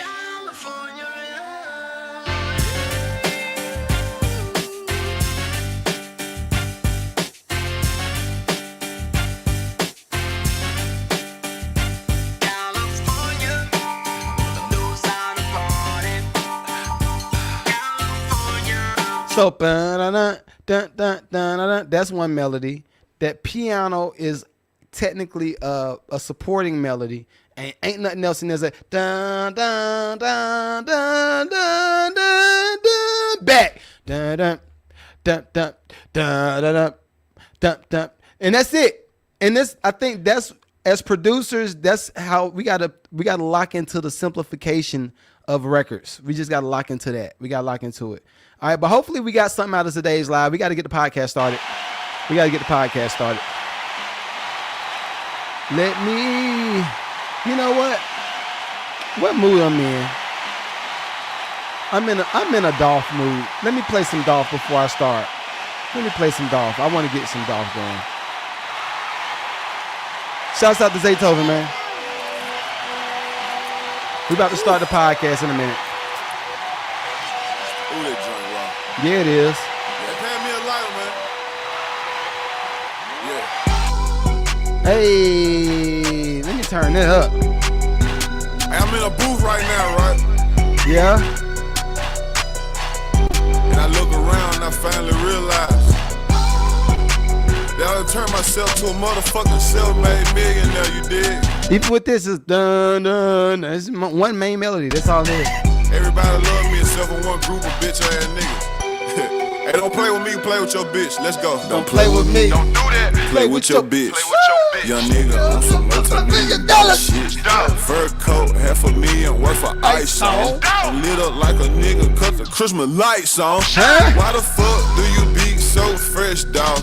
Why you keep your foot on these niggas' neck, dog? Cause we at the top, but we really from the bottom. Tell that pussy fuck 'em, and that's how I feel about 'em. Heard your intro, your last 2 mixtapes. I hear you slick dissing, but that shit lame. All that make believe rapping about cocaine. Don't play with me, ho, got it, you a hoe, man. Hey, you went from my biggest fan to my biggest hater.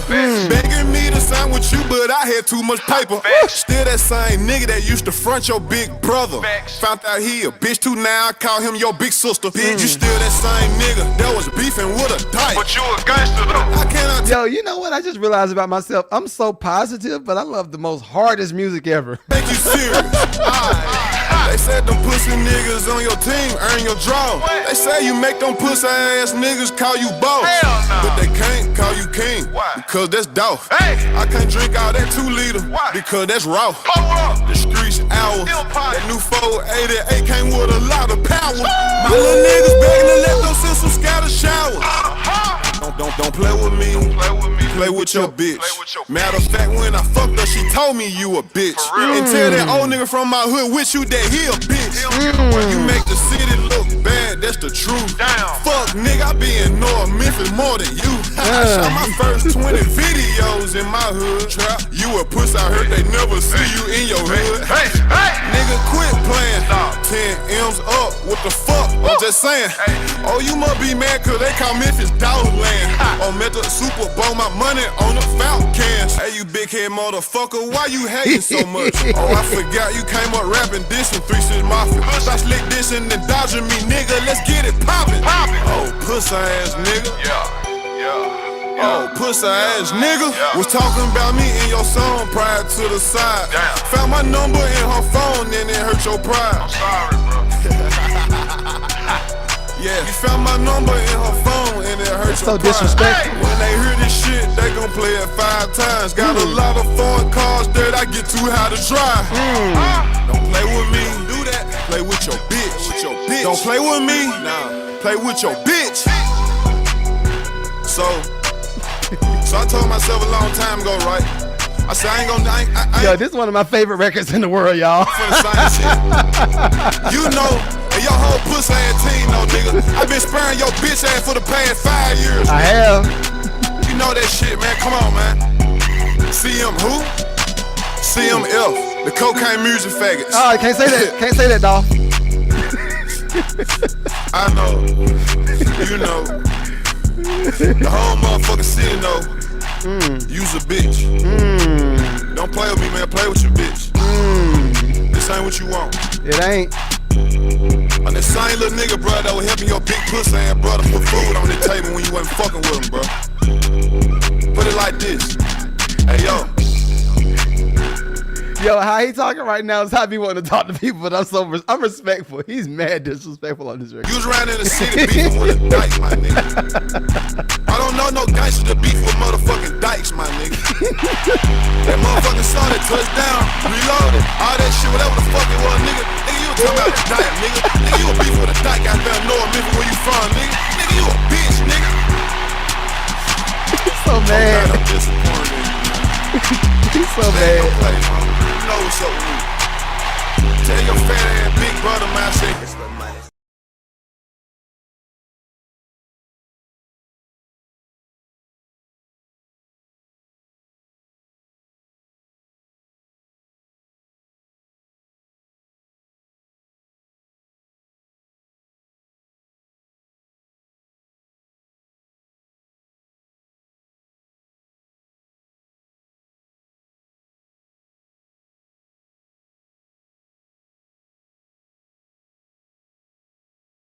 That's what money sound like when money talk. 3 a.m. in the morning, I ain't slept yet.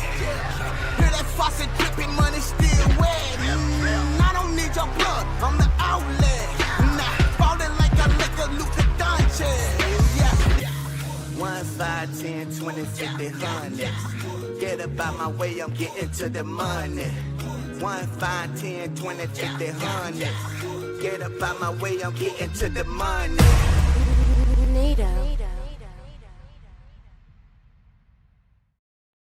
Welcome back, hey, welcome back, smoke that crack. No, don't do that, don't smoke no crack, don't do it. No. I messed it up, I messed the song up. Yo, Trey, I'm encouraging them to smoke the crack. Oh, no. You know what? I have heard that crack is a powerful drug. I have heard it. But anyway, welcome to another episode of the Man Look at the Podcast. I am your host, the one, the only Magneto 7 here in the building. This is episode 249. God dang. We are creeping up. We moving on up to the east side. Moving. You know what? Miss Mamie probably used to be thick when the George Jefferson was out. Miss Mamie probably like, ooh, I like you, George. I'm starting early. I'm starting too early. But this episode is... I had to chill. But this episode is brought to you by the Team Boxing League. Listen, if you've never seen a Team Boxing League event in your city, this is one of the fights where all of the people on the team are fighting for one cause. I'm almost making it sound like it's the X-Men, but they're all fighting to get that one win. Now, this is what happens. They're going to go through all of the rounds. You're going to go through the women. You're going to go through the men. You're going to go through the lightweight, welterweight, heavyweight. Now, all my heavyweight guys, I'm sorry. I'm going to just put it out there. Y'all know I can't do nothing but tell the truth. Y'all have been slow. I need y'all to pick this tempo up. I need y'all to pick. From the audience now, I'm going to tell y'all this. If you do see me in the streets, please don't say anything. If you see me in the streets, please don't try to hit me. Please don't. I can tell that you hit hard. But listen, the heavyweights that got into the ring, we went to an event last night. The heavyweights went in there, and it's like everybody's doing the George Foreman swing. It's like this. And then I saw 0-0. I love you, bro, but last night, come on, man. Come on, man. I'm looking for y'all to go crazy. Anyway, I'm getting a little bit too personal. Make sure you go to one of the Team Boxing League events if they come to your city. Last night it was Atlanta versus Phoenix. Before that it was Buffalo versus New Jersey. Before that it was somewhere in Miami versus somewhere. But anyway, make sure you go to the Team Boxing event if they come to your city because it is fire. All right. Now this is the thing. All right, y'all, listen. I'm going to attempt to make sure that we stay above the waist this week. I'm gonna try to make sure we stay above the waist. I don't wanna. I got a bug in my ear that somebody heard something that I said. And you know what? I said it in love. Listen, can you say I'm saying something in love and it still be disrespectful? I think you can. Can you say, I say this in love? You was a fat mother effer. Wait, you said that to me? How you want me to respond to this, brother? Nah, every time I say this in love, every time you say something, your breath stink like a mother effer. You need to fix that. Wait, brother. Wait. You can't say that in love. This is not in love. You just said everything hateful. I'm going to say this one last thing in love. Right. Hold up, MJ. What's up with your boy? What up? I say this in love. When I listen to that music, I had to turn it off because it made my stomach hurt. It is poo-poo. Wait, all right. You're going too crazy. You can't say that in love. That's not in love. It's not in love. But hopefully everybody's week has been good. I do have a lot of stuff to talk about, so I don't want to waste a lot of time. Let me look through the chat right quick. Listen, everybody that's just now joining, if you're just now watching this on YouTube, it's a whole hour. It's a whole hour and 20-minute, 30-minute show before you're watching this on YouTube. So please make sure you tap into the Patreon. I promise you, it might be a lot more entertaining than this show, right? This show might be a little bit boring to some people. It's a little bit too informal. I don't know why he keeps telling people they have poverty music. I'm like, have you heard music these days? Hold up, let me listen to your playlist. Let me see what you got in your playlist. Let's see. I'm gonna look at 21. Okay, I like 21. I'm gonna look at, who is this? Lil Potsty. Okay, we got one. Who is this? Lil Stick. Oh no, we got two. Who is this? I sell Percocets every day. Yep, you're out. Poverty music. That's you got a poverty music playlist. You got a poverty music playlist as wow. All right, so anyway, I want to talk about some things that's going on in the church. You said you think she's already signed up to the Patreon. FJ, I think you are on Patreon already. Also, before we start the podcast, I want to make sure that I invite everybody out. Now, this is the thing. I don't want to say this live because it's going to eat into my bottom line. I don't want to say this live. It's going to eat into my bottom. Hold up. I don't want to say this live, but it's going to eat into my bottom line. But anyway, I am doing a masterclass on the 15th and on the 22nd. I normally try to space them joints out, one for this month, one for the next month, but I think a lot of people need a lot of work because I've been looking at all your socials. I've been looking at a lot of stuff that y'all been doing, and y'all have not been killing it. Y'all been caca, right? So on the 15th, and this is, again, everybody else, if you watch this on playback, guess what? You don't pertain to this conversation. I've been inviting you to the Patreon. I've been saying, hey, join the Patreon. I've been telling you this for the longest. I've been saying it over and over. But what I'm doing is primarily for my Patreon members, but I have opened it to the public. On the 15th, we're going to do a masterclass for the producers. Can we say, hey, look, we're going to take it to church. Can we say masterclass for the producers?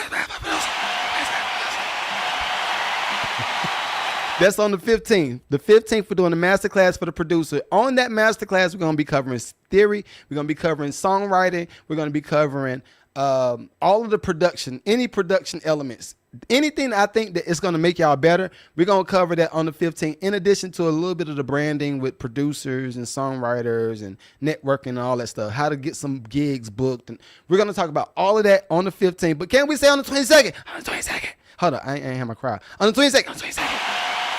Thank y'all. On the 22nd, we're doing another masterclass. That's my Lucrative Creatives Masterclass. That masterclass is going to be pretty much the whole gusto. This is what you should do from A to Z on building your brand, getting known for something, and monetizing that brand and sustaining that brand. We covering all that whole Dollar Tree idea that went crazy on IG. I'm going to give you the whole play on the 22nd. So anybody, if you're trying to get a super discount, I'm gonna just say this: join the Patreon. And see, watch this. I'm gonna say this today, and they're still not gonna join the Patreon. And you got to join as one of the paid tiers. This is not one of the freebies. This is not. All my general public, if you do want to come to it, general public is going to be $39.99 for the 15th and $39.99 for the 22nd.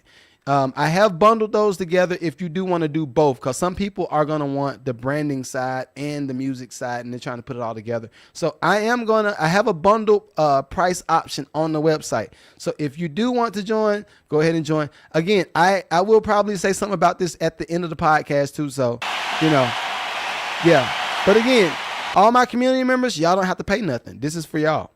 I'm doing this for y'all. This is those memberships that you pay for every month. That's what this stuff is for. I ain't even gonna tell y'all.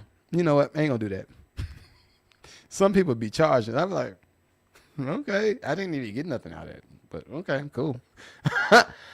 So anyway, please make sure you join the Patreon. FJ, I think I did see you on there. Last time I did, I think I saw you on there. So anyway, let's talk a little bit. It's time to talk. Let's talk about church, baby. Let's talk about you and me. Hold up. The first person I want to bring to the stage, Dr. Cheyenne Bryant. Dr. Cheyenne Bryant, come on, girl. Your red bone self, girl. Come on, girl. Look at you. Come on. So everybody knows Dr. Cheyenne Bryant has been in the news for her fraudulent doctorate degree. And then she said the school burnt down. No, what did she say the first time? She said, and look, I posted this in my story. I said, I can't wait till Saturday. We got to talk Saturday. But Dr. Cheyenne Bryant first said, I got a degree. I'm degreed and I have all of this stuff. And yes, I'm certified and I'm certified to give people advice. All right, cool. We got that. Then she said, I'm a doctor. You call me Dr. Cheyenne Bryant. So people say, okay, cool. We gonna go with you. But what happens when you say something online? What happens when you say it online? When you say it online, it's okay, you said, and look, I'm glad that I have a paper trail. I'm glad that people just like, let me see. I'm about to pay this nigga $1,500. Let me see how much. Let me see. Okay. Michael Magneto 7. Look, this how to be reading my bio. Let's see. Michael Magneto 7 Crawford. He is a Grammy-winning music producer from North Carolina. He produced Justin Bieber. This one. Okay, cool. And I even had some people look up my net worth, and that's what I didn't fight it. I didn't agree or disagree. I just said I do something. I'm doing well, right? Well, people did that for Dr. Cheyenne Bryant. People say, you know what? You a pretty little red bone something, but I don't know. You said you a doctor? Let me see. Just like they look me up. Let me see. Dr. Cheyenne Bryant. How you say this? How you spell Cheyenne? Cheyenne. Okay. Cheyenne. It's kind of like cayenne pepper. All right, cool. Dr. Cheyenne Bryant. Okay. Wait. Let me check another one. Dr. Cheyenne Bryant. Okay. Wait. Let me just check Cheyenne Bryant. There she is. So she's not a doctor? Wait.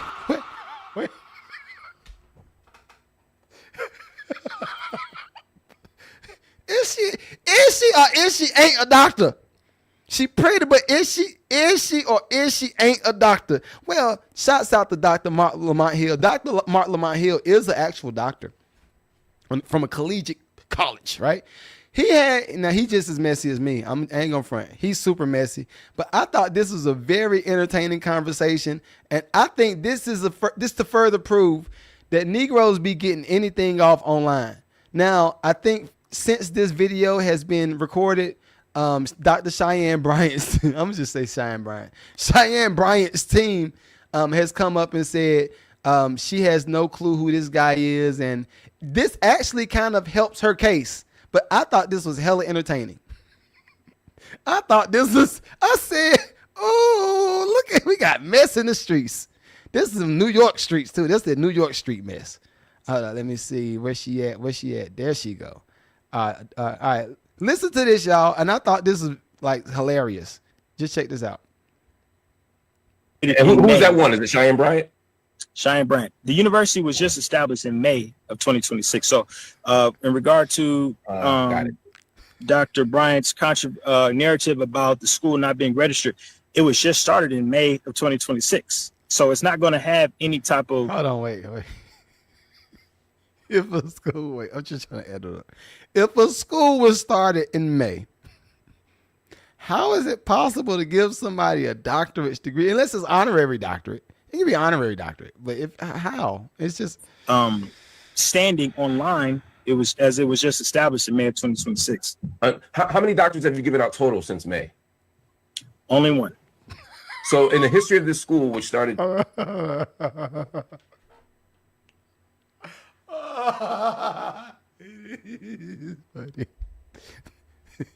The only case, so she the first. This is a historical moment. This is how. In May. 8 weeks ago. Yes.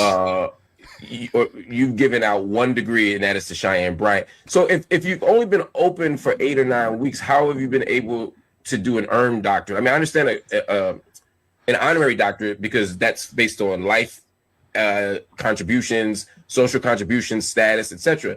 I ain't gonna front. Buddy look a little bit slow. I ain't gonna front. He look like he look different. Look at him. Look at him. Look at his face. But an earned doctorate is usually done through coursework. You couldn't do coursework in 2 months. Yeah, I'm very familiar with what's required of an earned doctorate. It usually takes 4 to 6 years. Yeah. But as a private Christian university, we actually reserve the right to waive traditional policies and procedures. So how we conducted that particular decision was we initiated a process called prior learning assessment. Hold on. Wait. Let me see. Let me look this up. Prior, what did he say? It's called prior learning. Yeah, I'm messy. Prior learning assessment. I don't see it. No. This is stupid. This is okay. This is stupid. No, absolutely not. And credit for prior learning. And what that is that's an assessment on one's previous work in the field of psychology or theocentric psychology. And that is a process where we grant credits based on their vocational experience, their career background. There was also a forensic analysis conducted on. Listen, do y'all believe him or do y'all think he's just reading something off of a script? Because I don't believe nothing that this dude's saying. The therapy sessions and life coaching sessions conducted by Cheyenne Bryant, and she has approximately 20 or more publicly available. And we made the assessment based on her prior learning and her work in the field of psychology to provide her with this Doctor of Psychology and Theocentric Psychology degree. It's a very rare occurrence, but because it's a very controversial subject matter, we decided to take the step up and give her what she rightfully earned. We were compelled by her story about Arkansas University not providing transcripts and not having records. So we look at Mark's face. He looking like this mother effer, lying like a mother effer. Look at him. Stepped up and gave her transcripts and her degrees. Did you attempt to get her when you applied? Did you look at any of her transcripts? I didn't actually have access to her transcripts. I didn't have access to her transcripts. Why not? That is a very tedious process to even acquire someone's transcripts. Man, get this nigga off my stage. This nigga lying like a mother. That nigga lying. If anything, it had to just give him another 5.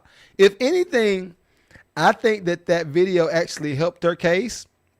But it sounds crazy. Now, this is what I will say.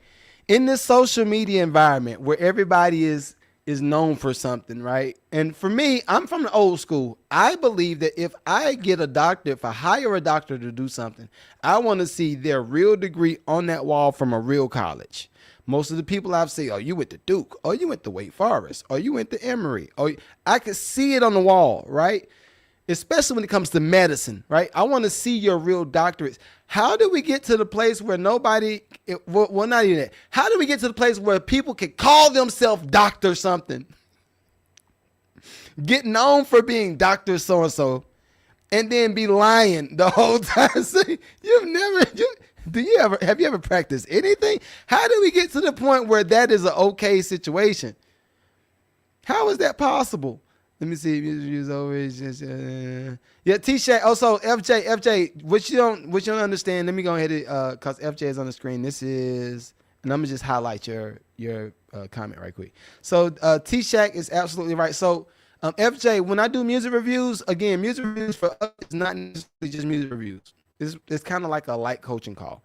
So from 9 to about 10 o'clock, that's the music review time. 9 from 10 o'clock, and I normally go over about 30 minutes or so.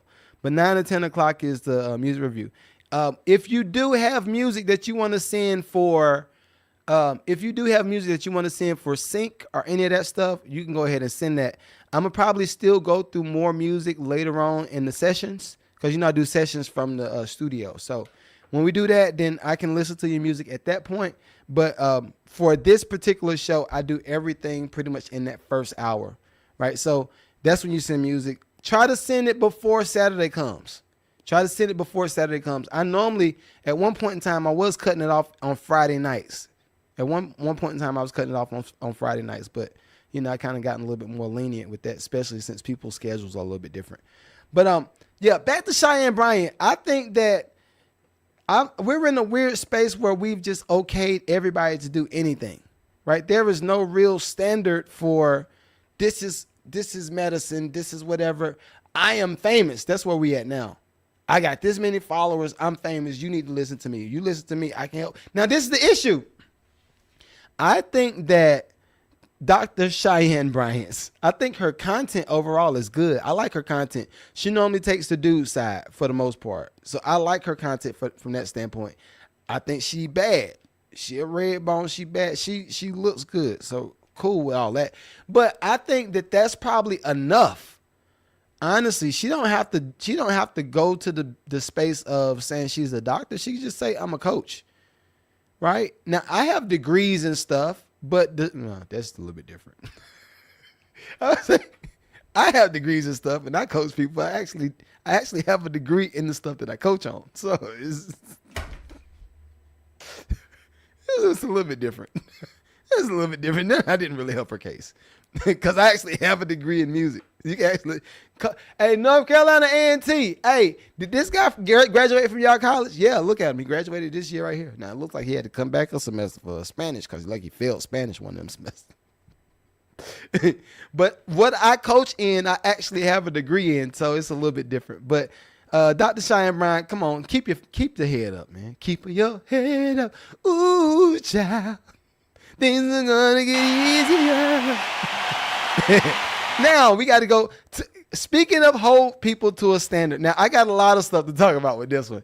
We gonna take it to church, right? I have a church that every man is gonna want to go to. Do y'all want to know this church?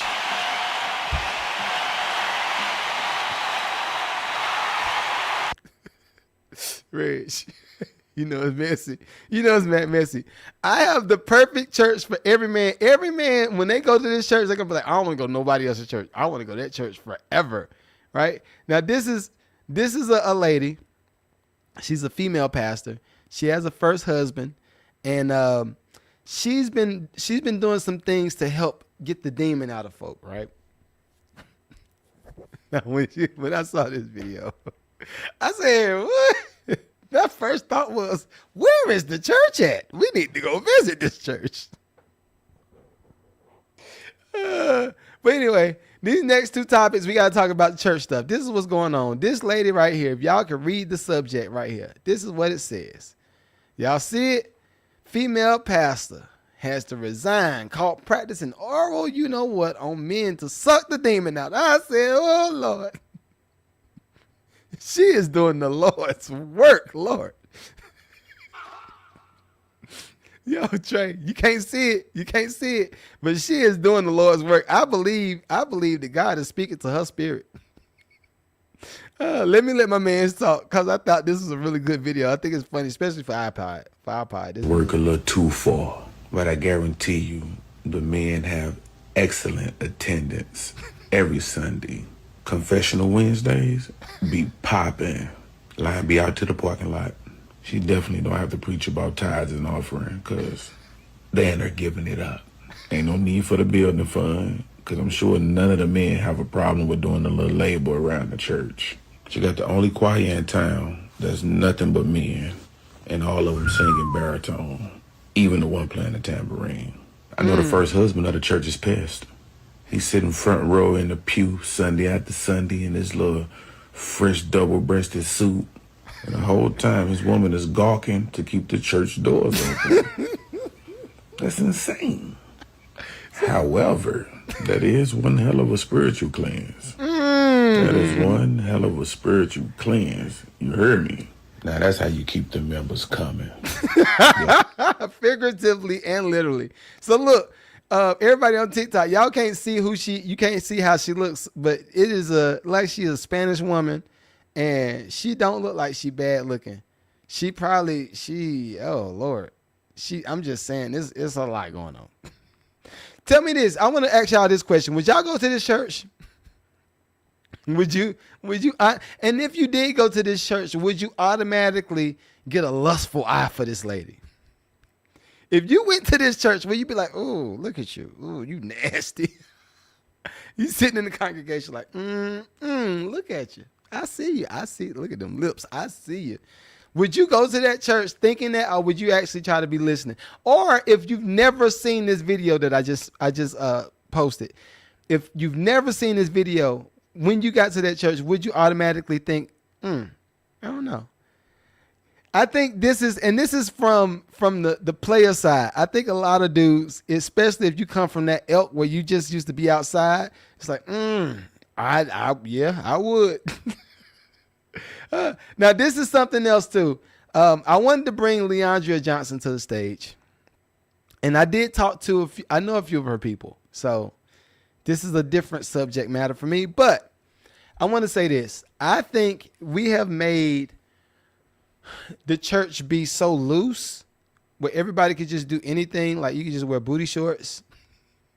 Not only and then I'm talking about in church. You can wear booty shorts with the thong sandals.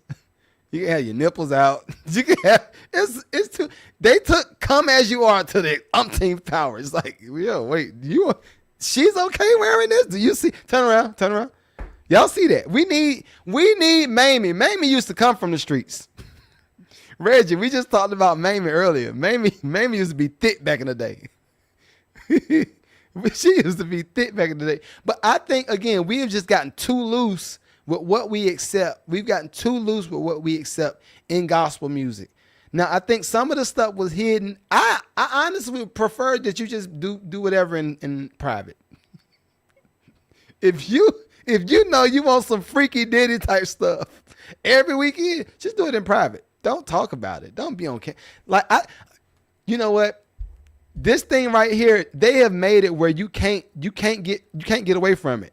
That's probably what it is. You can't get away from it. Everything is going to be in public. So anyway, everybody on Leandria Johnson's team, I'm sorry. Yep, we got to bring it to the stage.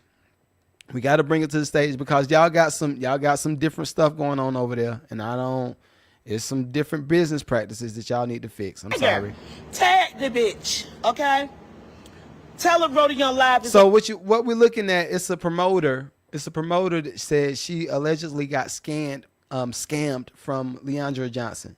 So I'm assuming they booked her to do a show. And this is the thing. I know that sometimes shows drop out. Sometimes it's weather. Sometimes they didn't get their full front end. So, no, I'm not showing up. I get it. But when you do this on camera, and I think she's the promoter. When you do this on camera and you say the artist didn't show up for my ish, and I don't know.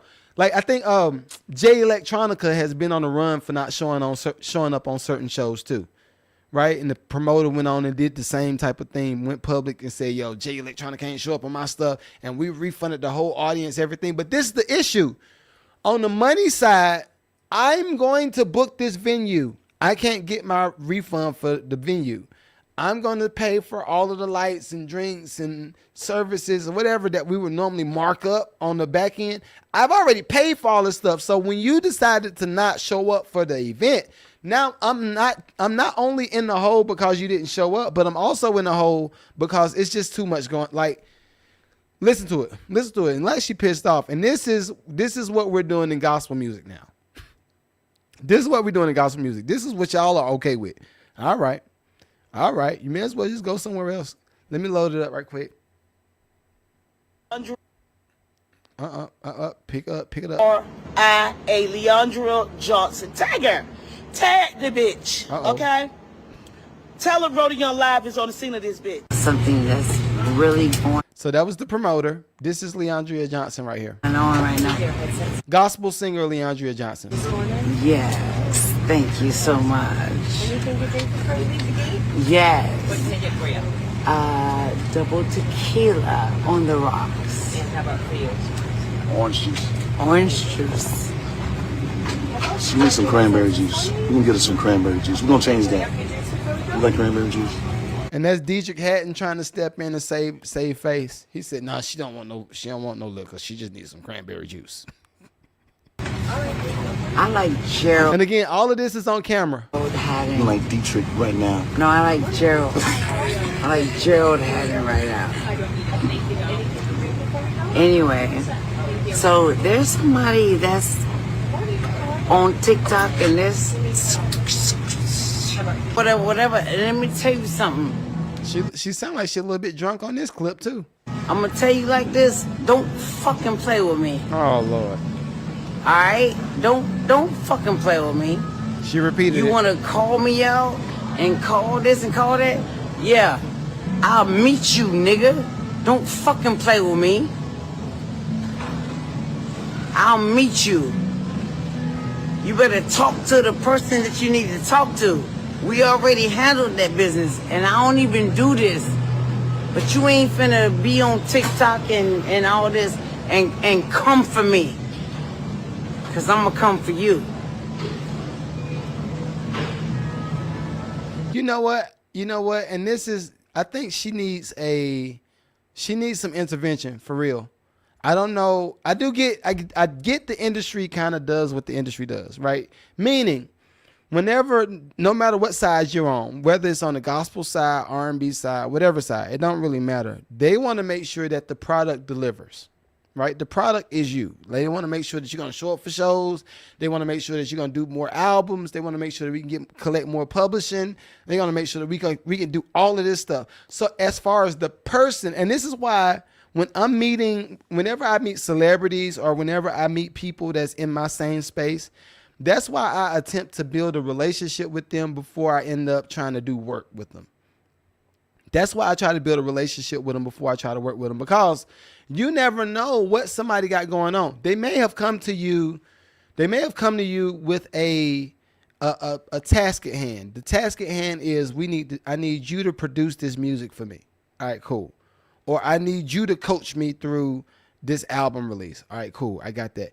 But at some point, you have to be the person that says, okay, how are we building this relationship? What is this built off? If this is built off of, is this just a transactional situation? Now, I will say this: it's difficult for me to have transactional relationships in life now, especially as a 42-year-old man. It's difficult for me to just make something transactional unless it's solely a service, right? You hire me to do your floors. You hire me to do you some new windows in your house. You hired me. All right, cool.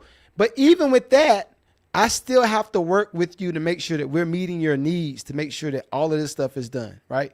So that means if I'm making sure I'm meeting your needs, there's some level of relationship that has to be built. Even if it's a surface level transactional relationship, cool. There's still something that has to be built. I think what's been happening right now is so many people doing stuff, right? Nobody is really trying to build relationships. Everybody's just trying to cash out. Right. And it's the same thing even when it comes to my community. I'm not saying my people, but I'm just saying in general. I know it's people that join my community to get something out of it. Right. I'm not mad at it, but you need to be willing to contribute too. And I'm not saying just contribute money. I'm not talking about contribute your membership fee. I'm talking about contribute to somebody's life. Build a relationship with people. I am real big on that. You got to build because what happens?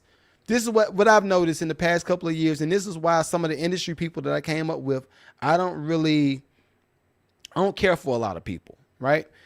Whenever you come into a space and you make it a transactional exchange, right? What normally happens is one person gets hot or one person don't get hot. One person keeps going and they start making super M's. Another person might have to take the scenic route. But at some point, both of them can possibly get to those M's.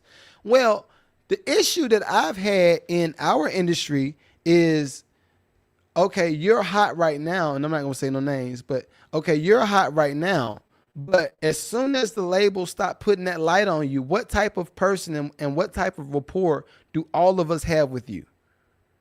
What type of relationship and what type of rapport do we have after you not hot? Right? And this is why I always tell people on both sides, watch how you treat people while they down. Watch how you treat people while they up. If you have a big drop off on how much love and how much energy you give to people, if they up and then once they get down, you disregard them, I would be very careful of those people. I would be very careful of those people. He said, what's up, T-Pain? I don't like T-Pain. Last week it was Carl Winslow. This week it's T-Pain. No, ain't nobody say Carl Winslow. I said Carl Winslow. I just thought it was funny. But welcome to the chat, Scott. Welcome to the chat. Yeah, we got to watch how we treat people, though. We got to watch how we treat people. I think we have to lift the standard at some point. All my gospel people, this is a question for y'all. I'll say that because I don't really proclaim myself to be a gospel person no more. I love God, but I'm far from a gospel person. I'm a hood nigga sometimes. I like hood nigga stuff. But all of my gospel people, Carl Payne. All of my gospel people, what is it that can be done to fix what's going on in the gospel industry? Is one particular influencer I follow, I'm not going to say her name, but is one particular influencer that I follow, I was like, I thought I saw you at Magic City. I thought, did I see you at Magic City? Is that you? You had the lemon pepper wings with the white stuff on it, didn't you? I saw you, right? We have to figure out a way to get back to a certain standard being lifted because right now I think it's a little bit too intermingly. We need a little bit more separation because I honestly look at the lifestyle of people too, right? If in general, right, and everybody gets mad at the prosperity pastors, right? But this is how I look at it when it comes to the prosperity pastors. If they don't preach prosperity, and I'm about to make somebody mad right now. I already know. Oh, Lord. But if the prosperity pastors don't preach prosperity, what's the other option? Oh, no, they can just preach God. They can preach loving God. Okay, they can preach loving God for, let's say, a month. All right, cool. You got 12 months in the year. Outside of that is love God and what else? Well, you can speak on community. Okay, what about community? Well, get together and just be a prosperous. Well, so we locked back into prosperity. Okay, well, no, not necessarily that way. Just building communities so they're nice and stable. Okay, so how do you build a stable community? And this is stuff how I break it down. If we're talking about somebody is effed up right now, people do a lot of bad stuff for different reasons, right? I know at my worst, I was always a guy to try to figure out, well, okay, what's the quick way to get it done? What's the quick way to get it done? I need to go ahead and just pay for it, be done with it. Well, to just pay for it and be done with it sometimes wasn't the best way to pay for it. Back in the day, I was the whole title loan situation. I say, yeah, I just pawn my title to the car and just get. Well, so wait, slow down. You did what? Yeah, I just pawn my car title and just keep it moving and just okay. So if you did that, how did you pay it back? I ain't worried about paying it back. I just need to get the money right now. And I say, okay, so this is my issue. For those people, and they might take illegal routes. I'm gonna sell mad dope because I'm trying to get money. I'm gonna get into this illegal scam so I can do what? Get money. I'm gonna sell box so I can do what? Get money. And this is why I tell people, I'm not too mad at the prosperity pastors because at least they're preaching something that might be advantageous to the people that's listening. At least, bare minimum, right? Worst case scenario, now this is what's been happening for a while though. The prosperity preachers might preach this thing over here and they say, I think God believe that God can do this, blah, blah, blah, blah, blah, blah, blah, right? But the issue with that is you're giving people a notion that if I just believe God can do this, you're trying to make God a genie. And God gonna just give you this, God to fulfill, give you the desires of your heart. Well, what if my heart desires this thick woman right here that's married to this dude? Is he still gonna give me that?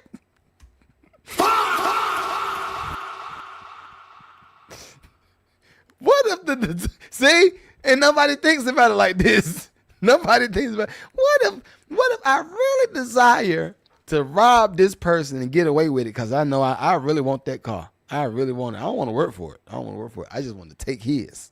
Is God still gonna give me the desires of my heart if I want that? No. What you don't understand. Then you got to start putting framework around it.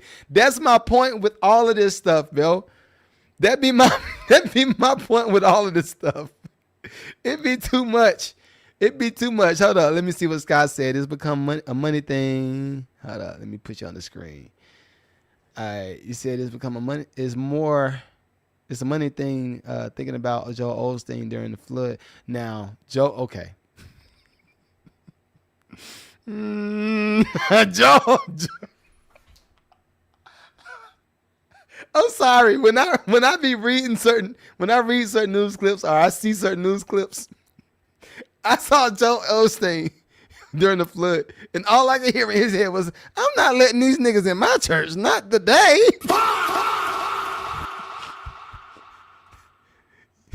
You want me to let these stinking niggas in my church and have my stuff smelling like mildew? Not today. Hey, can we give them some sandwiches? Hey, look, come here. What do we want? You know he said it with a smile too. No, what do we want? So we want to make sure that we are a blessing to God's people. Okay, Pastor, so you want to let them come in church? No, I ain't say do that. We want to make sure we are blessed to God's people. Okay, well, Pastor, the biggest blessing we can do is give them some shelter because we got all this square footage in the church. I know what you just said. Just hear me out. We want to be a blessing to God's people, so we want to make sure that we get some sandwiches. We have some partners that can donate some things. Pastor, you know we got mad space in the back of the church. It's like a big gym. We just, look, I don't want these dusty niggas in the church. I don't want these dusty niggas in my church. Okay, Pastor, I didn't know. I didn't know you felt that way.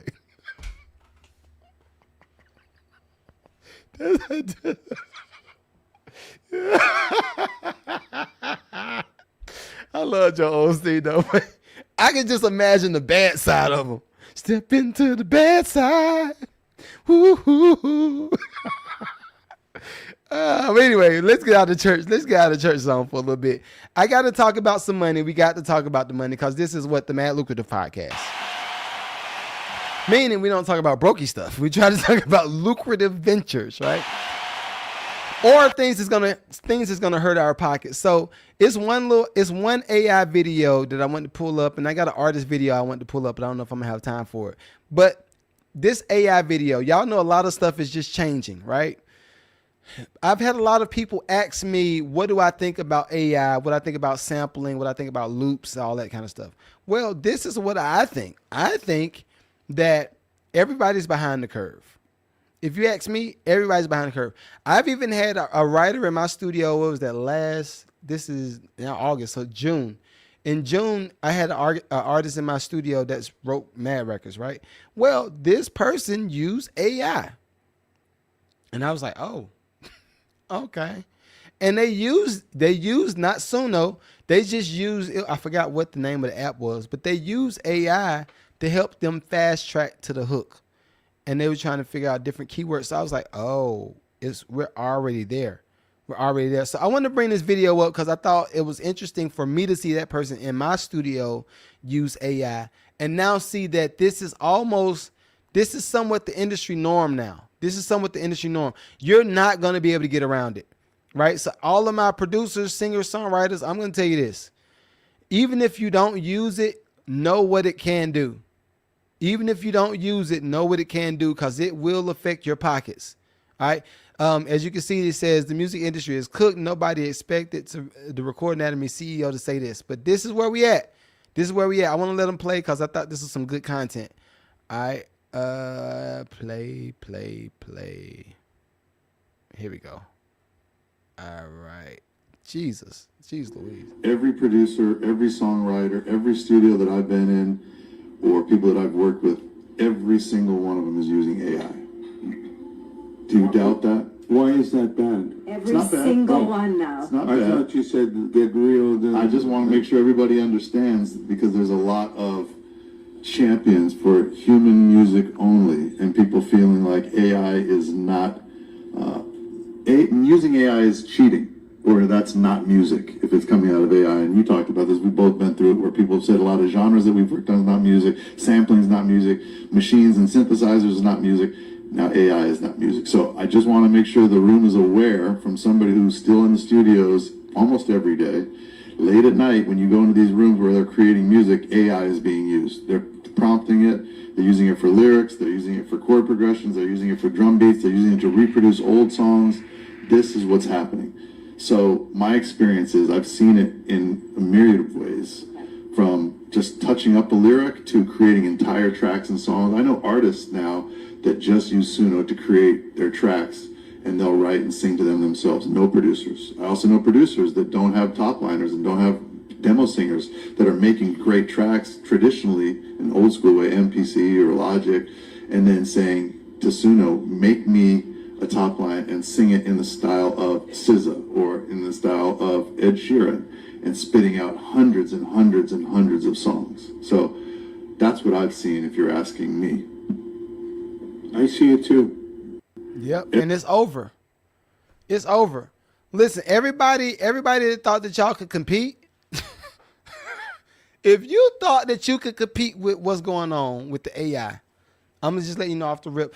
What I foresee happening, I'm gonna say in the next 5 years, maybe sooner, but what I foresee in the next 5 years, there's gonna be a device to pick up on all of the AI usage.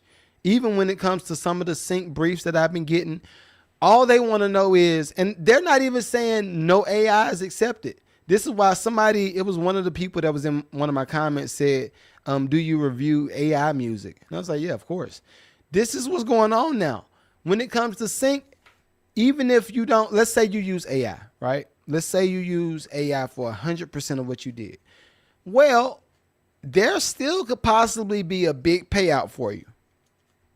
And I know my human creators don't want to hear that. Even if you use AI, there could still be a nice payout for you. It's just less work. It might be less percentage. Now, this is what I see also coming up and coming down the pipeline. I foresee a lot of different copyright claims being presented, and I'm saying in the near future. I foresee a lot of copyright claims being presented because somebody used the IP of something else, right? So you might have this person that used this piece of a Beyonce song to make this melody, or you use this person to do this, right? I foresee those type of claims coming first, and then after those claims come, I think what's going to happen is there's going to be some type of regulation, and that regulation is going to be like you know how we got royalties, and you know how we got publishing and BMI, ASCAP, CSAC, and all that stuff. Well, I think there's going to be another subsidiary company to collect on behalf of AI. Now, I think there will also be, and this is for my creative people, right? And this is how I like to think about it, because I think it's a win. It's somewhere that you can win. Now, is it effed up? Yeah, sure. It's going to hit you in the balls immediately, right? But if you look back in retrospect, when we had, and this is something where I said everything that's being developed to be a convenience is in actuality hurting us on the back end. A lot of the stuff that we count as convenience, this is why I said something about the loops. I said, yo, stop using the loops. If you stop using the loops and you start creating your personal music, then you can control more of it. The reason I said that is because you can have a timeline on when you created the music, because you got that on your session. It's when you created it. Then you have exact keystrokes, and you got all of these detailed information within you making the beat directly, not using a loop. I think what's going to happen even more is when you have all of these loops and you have all of these samples and you have all these songs that signed up to this new organization. Again, we got BMI, ASCAP, CSAC, and I think it's one other one. We got those now. I think it's going to be another one. And the other one's going to be primarily for collecting on AI rights. I do believe, and I'm just hypothetically talking, y'all. Just so this is not a rule, right? I'm just saying what I see happening in the near future. I do see in the near future people paying for some type of subscription to create music through the AI. And with that subscription might come some type of digital footprint. And with that digital footprint says this came from this IP, this person made this song at 12 o'clock, ... Therefore, whatever they created within this session, they actually own. I don't think they're going to let you own 100%. It's going to be a deal between you and the label, or you and the company that has the AI instrument that you used. That's what I foresee. Some people try to say, nah, this is just like using the MPC. This just like, no, it's not. It's a completely different situation. This is different because even when you use an MPC, whatever you, the creative person, do with that MPC, that is just an instrument. You loaded your own drum sounds. You loaded your own samples. You could have played the piano or had your friend play the piano, and then you upload that piano onto one of the pads and you made the beat around that. See what I'm saying? It's too many other variables that exist with making music in that context. When it comes to AI, I can only really think about 4 different contexts to do it. You can sample it, right, by way of a prompt. So all of this stuff is going to start with the prompt at the end of the day. Whether it's a audio prompt or it's a vocal prompt or whatever, or it's a typed out prompt, all this stuff is going to start with a prompt anyway, right?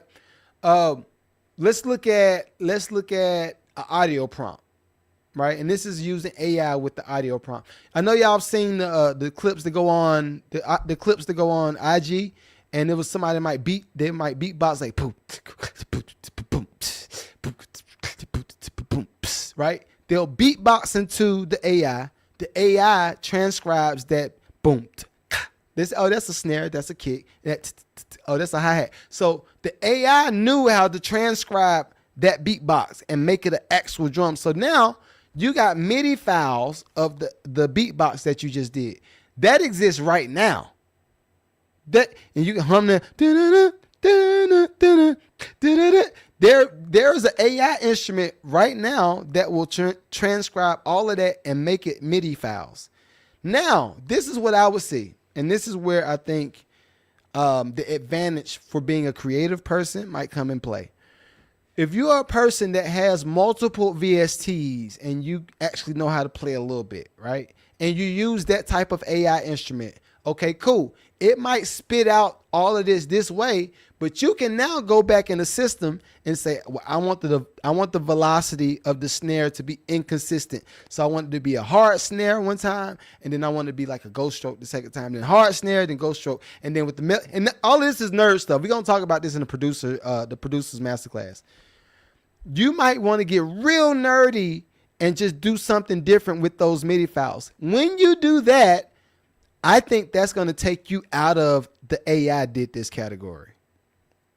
But if you just leave it as is, now we got a whole nother situation. It's the same thing as people using loops, right? That's what I foresee coming, right? So I will say this: don't be scared of it, but just know it exists. Know how to use it.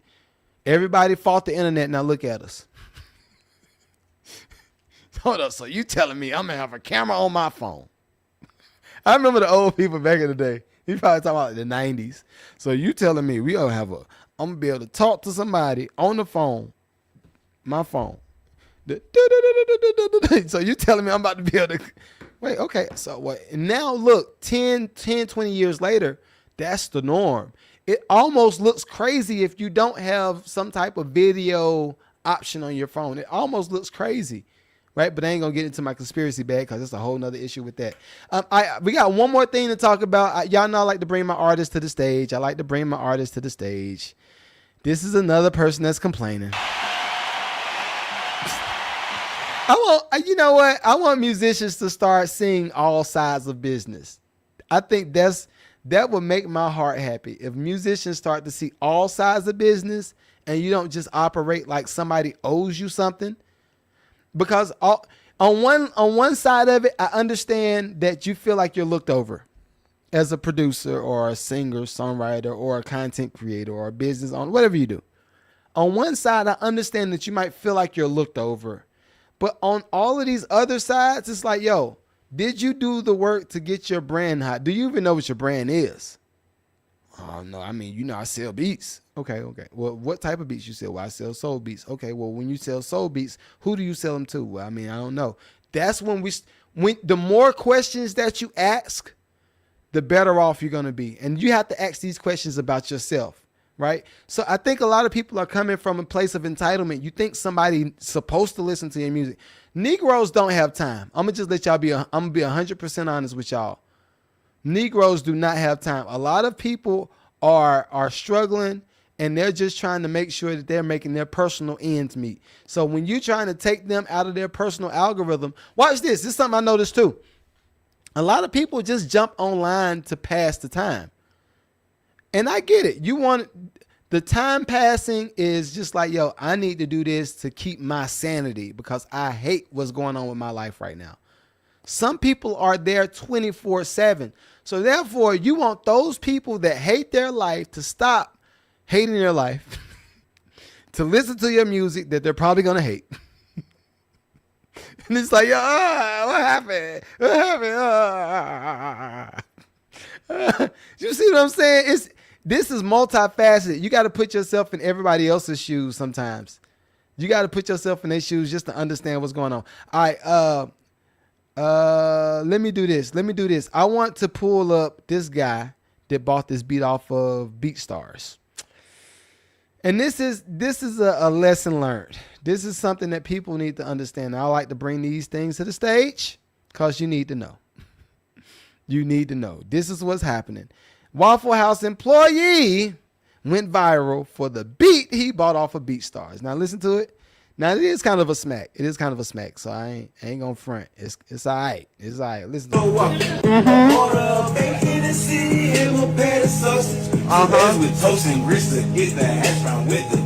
Now you know what's crazy? The business in me said, "Oh, this nigga, you just gave up everything. You gave up everything that fast." Look at him. Where we got all of the options. 24/7, 360. And he went viral. For it. All right, so with this, and this is, if I was to coach this guy, this is one thing I'm going to say. And this is why I'm not an avid believer in making commercials for certain businesses, especially if you don't have an agreement of some sort. Even if it's just a DM. Yo, I would love to be able to use your ... Right? Something like that. Is something you can show your lawyer. Before I posted this, they said this. Some of y'all are just doing stuff the dumb way. Y'all are giving away too much of y'all IP. With this, and look, watch this. He's dancing in the Waffle House to a beat that he got off BeatStar, probably for the low. Went viral. Now, not only is he marketing Waffle House, but he's doing it for free. Not only is he marketing Waffle House, but he's doing it for free.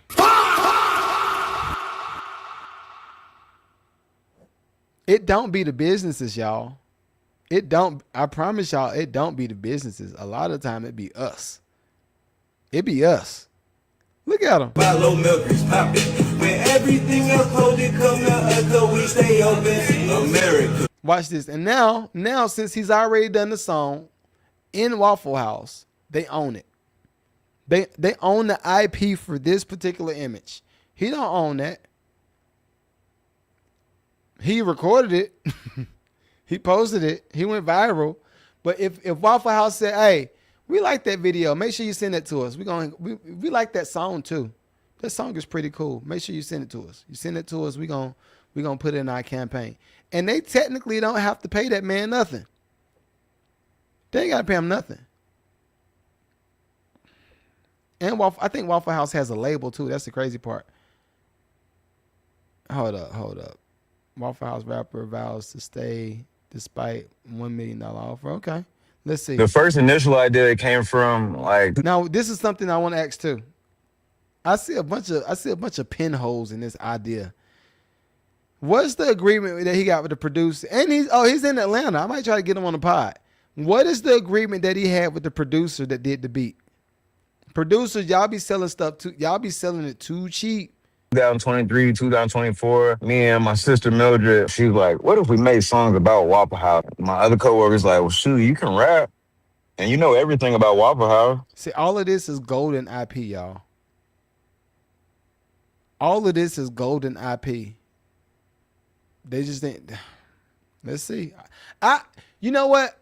One part of me, I really hope that they handle business the right way. So I'm because I got an idea of what happened, but I'm gonna let them talk because they may have handled business the right way. Let them talk. It's like, why not? Try it. I wrote it all in one shift, and I didn't record it until this past February. I waited till I could get with my jeweler and get my Waffle House pendant. So when I dropped my Waffle House song, I got the iced out Waffle House chain to go with it. The first initial idea.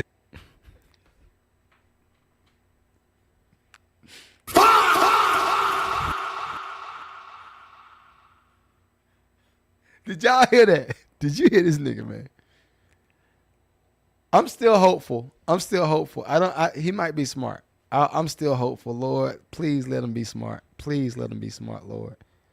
Right now, the iced out Waffle House pendant tells me this is some junky activity. Oh, Lord. Let them talk. It came from like 2023, 2024. Me and my sister Mildred, she was like, what if we made BeatStars is just widely known, so everyone knows about BeatStars. This might have been my first time purchasing a beat through the actual BeatStars site. It was very easy to take care of everything. And then after all that said and done, I got the licensing because the song was already starting to go, so I wanted to make sure I had everything done right. BeatStars is just widely known, so everyone knows about BeatStars. Look at them. They got him. They got him. God dang.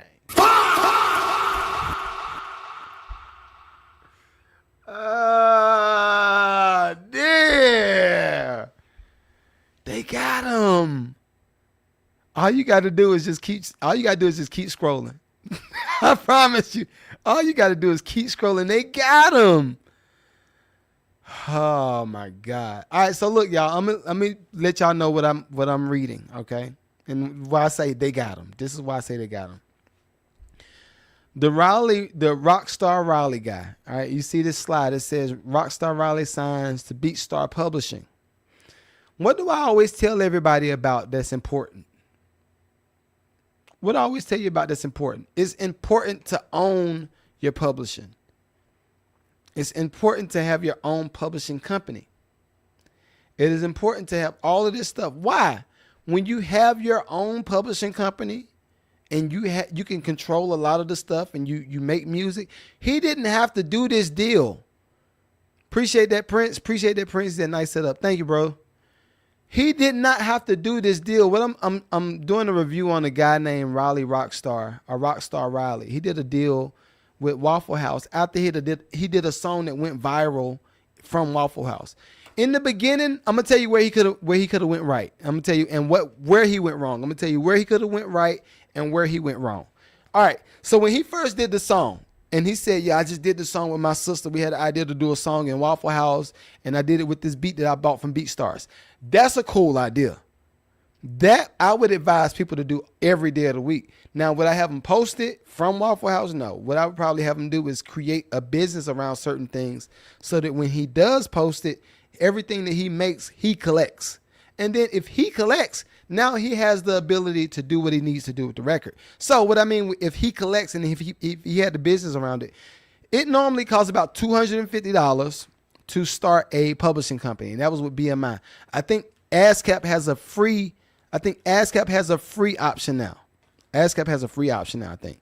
So all he had to do is create a publishing company.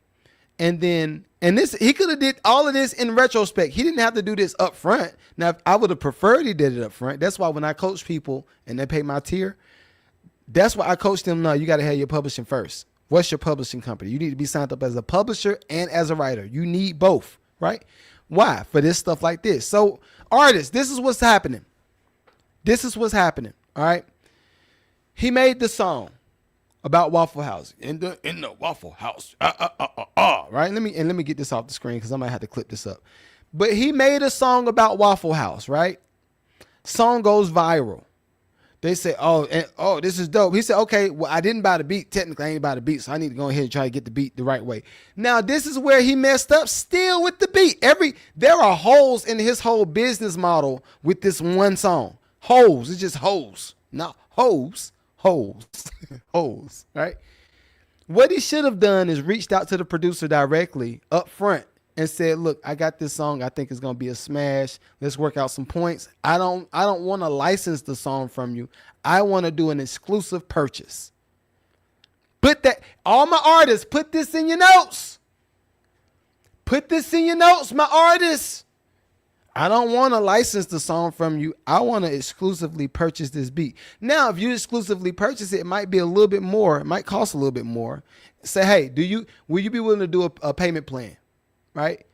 You want $500 for this beat? All right, look, I can give you $125 this week. I get another $125 this week. I can do all that until we pay this joint up. Are you okay with that? Take 4 weeks. All right, cool. Got it.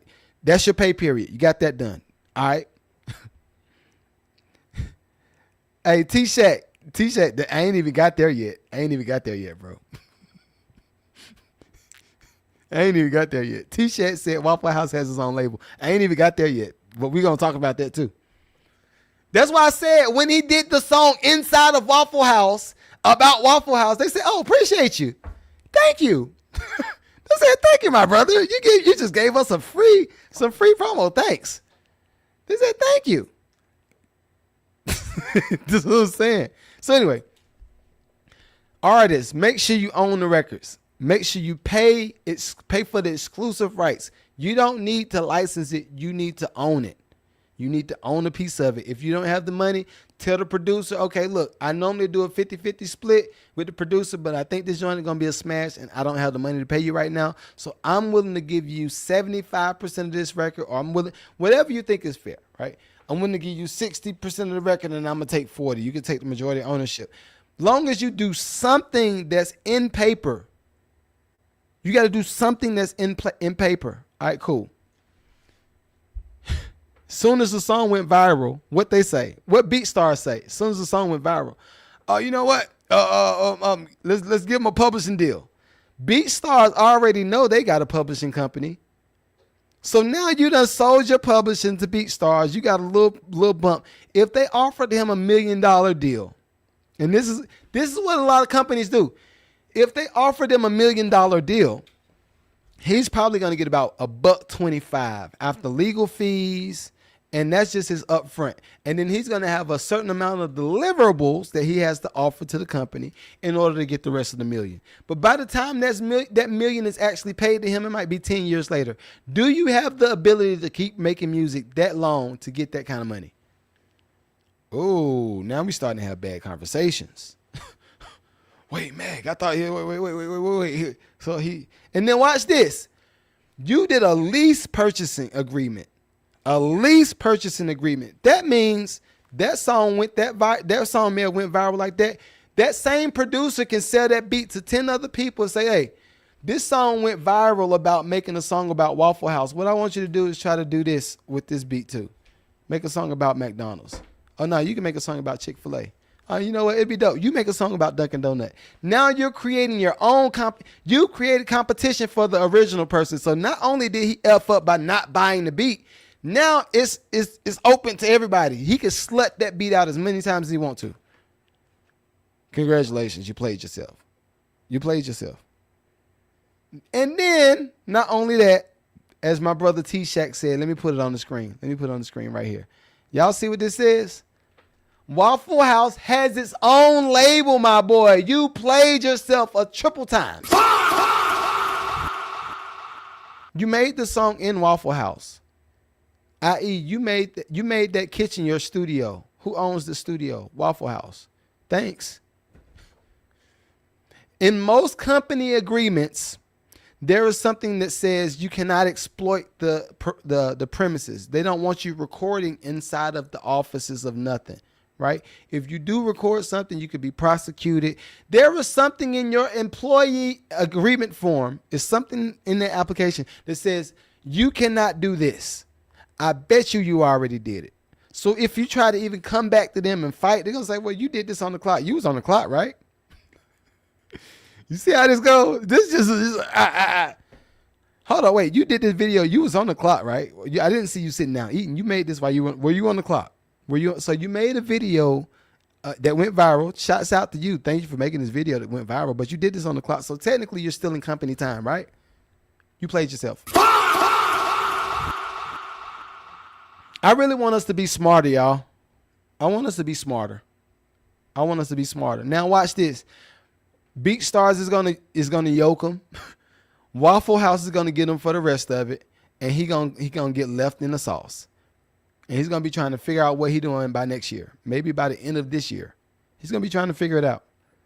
Listen, y'all, we gotta do things smarter. We gotta do things smarter. But anyway, hopefully y'all enjoyed today's show. We are out with 2 hours and 35 minutes in. So listen.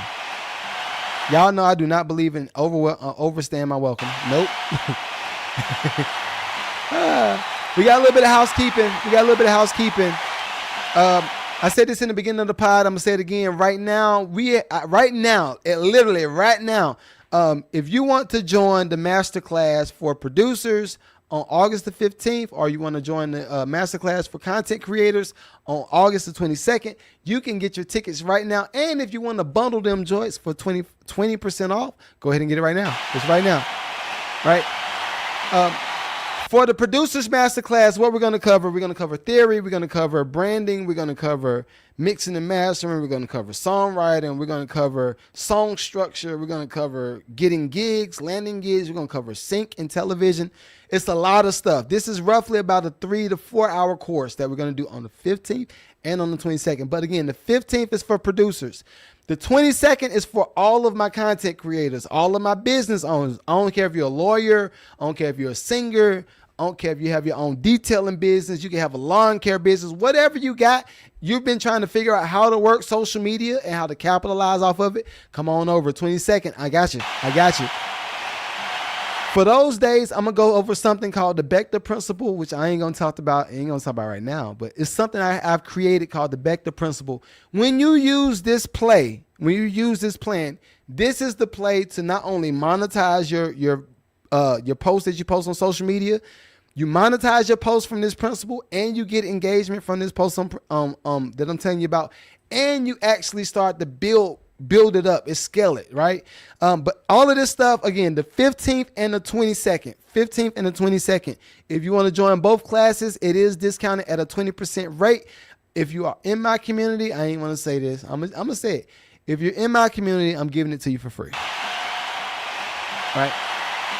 And it's technically not free because you're paying your membership. All right, so my memberships on Patreon is $20, right? So if you join the Patreon for $20, you're going to get the master classes for both days. If y'all got any questions, please make sure you hit me up. Send me a DM if you need to. All right. I'm reading through the rest of the chats. Give me a second, y'all. Give me a second. Trey said, great show today. Appreciate you, brother. Appreciate you. I've been trying not to give people poverty music awards. I've been trying to do better about that. Damani says, how do you submit music? Hey, join the Patreon. When you join the Patreon, join as a lucrative producer. Lucrative producers get a review every week if they want to. And it's not just a review. It's not just me reviewing the music. It is so that we can see if there's something there. If you're in a place like, what was the guy from earlier? And I think he joined the YouTube. What's my guy from earlier? He was in the chat. I'm looking for him. Hymnal Star. Hymnal Star is somebody that's dope. I'm working on different sync placements right now as we speak. And Hymnal Star is a one-of-a-kind person that I don't have in my community. So therefore, anything in that Caribbean sound or that Afrobeat sound that I need, I'm going to probably go to him. If any of my sync people ask for that, I'm going to probably go to him because I don't have anybody else. I need more people. So I say all that to say, when you join as a lucrative producer, you not only get music reviews, but I also pretty much coach you. I'm also doing a lot of other stuff around just providing opportunities for people. We also have a course in the school system that we're rolling out in New Jersey, in North Carolina, and down here in Georgia. So therefore, I will need to staff those people for those jobs. How am I going to get them? I'm going to get them from my community. At least I'm going to go to my community first. Of course, if it's people that's in my community that's not efficient, I'll say that. I would say qualified, but we can kind of work around that, some of that stuff. But if you're not efficient, you got a bad record, I'm going to be trying to look for people. So I will advise everybody that's in the chat right now, join the Patreon. At least join as a lucrative producer. If you want the coaching, join as a lucrative exec. All of my lucrative execs, I'm looking at doing this too. And this is something I used to do about 2 years ago. I'm looking at bringing back my lucrative community nights. It'll probably be on Tuesdays, right? Probably be on Tuesday nights. But the lucrative community nights that was my 1 day a week where I'm coaching and we're doing a one-on-one with everybody in the community. Oh, you got this going on over there? Hey, anybody in the community that can help them with this? Oh yeah, you can help them with that. Cool. We got this going on. Okay, Nito, I actually need your attention for it. Like, so if you are interested in all of that stuff, like coaching, community, all this stuff, join as a lucrative exec, right? Again, I'm looking at bringing those back on Tuesday night. It might be Tuesday or Wednesday night, depending on what y'all say, because I am going to have a roll going where y'all can vote on which night is the best for y'all. So yeah, that's that. So please make sure y'all tap in. All right. Till next time, I'ma holla. Peace.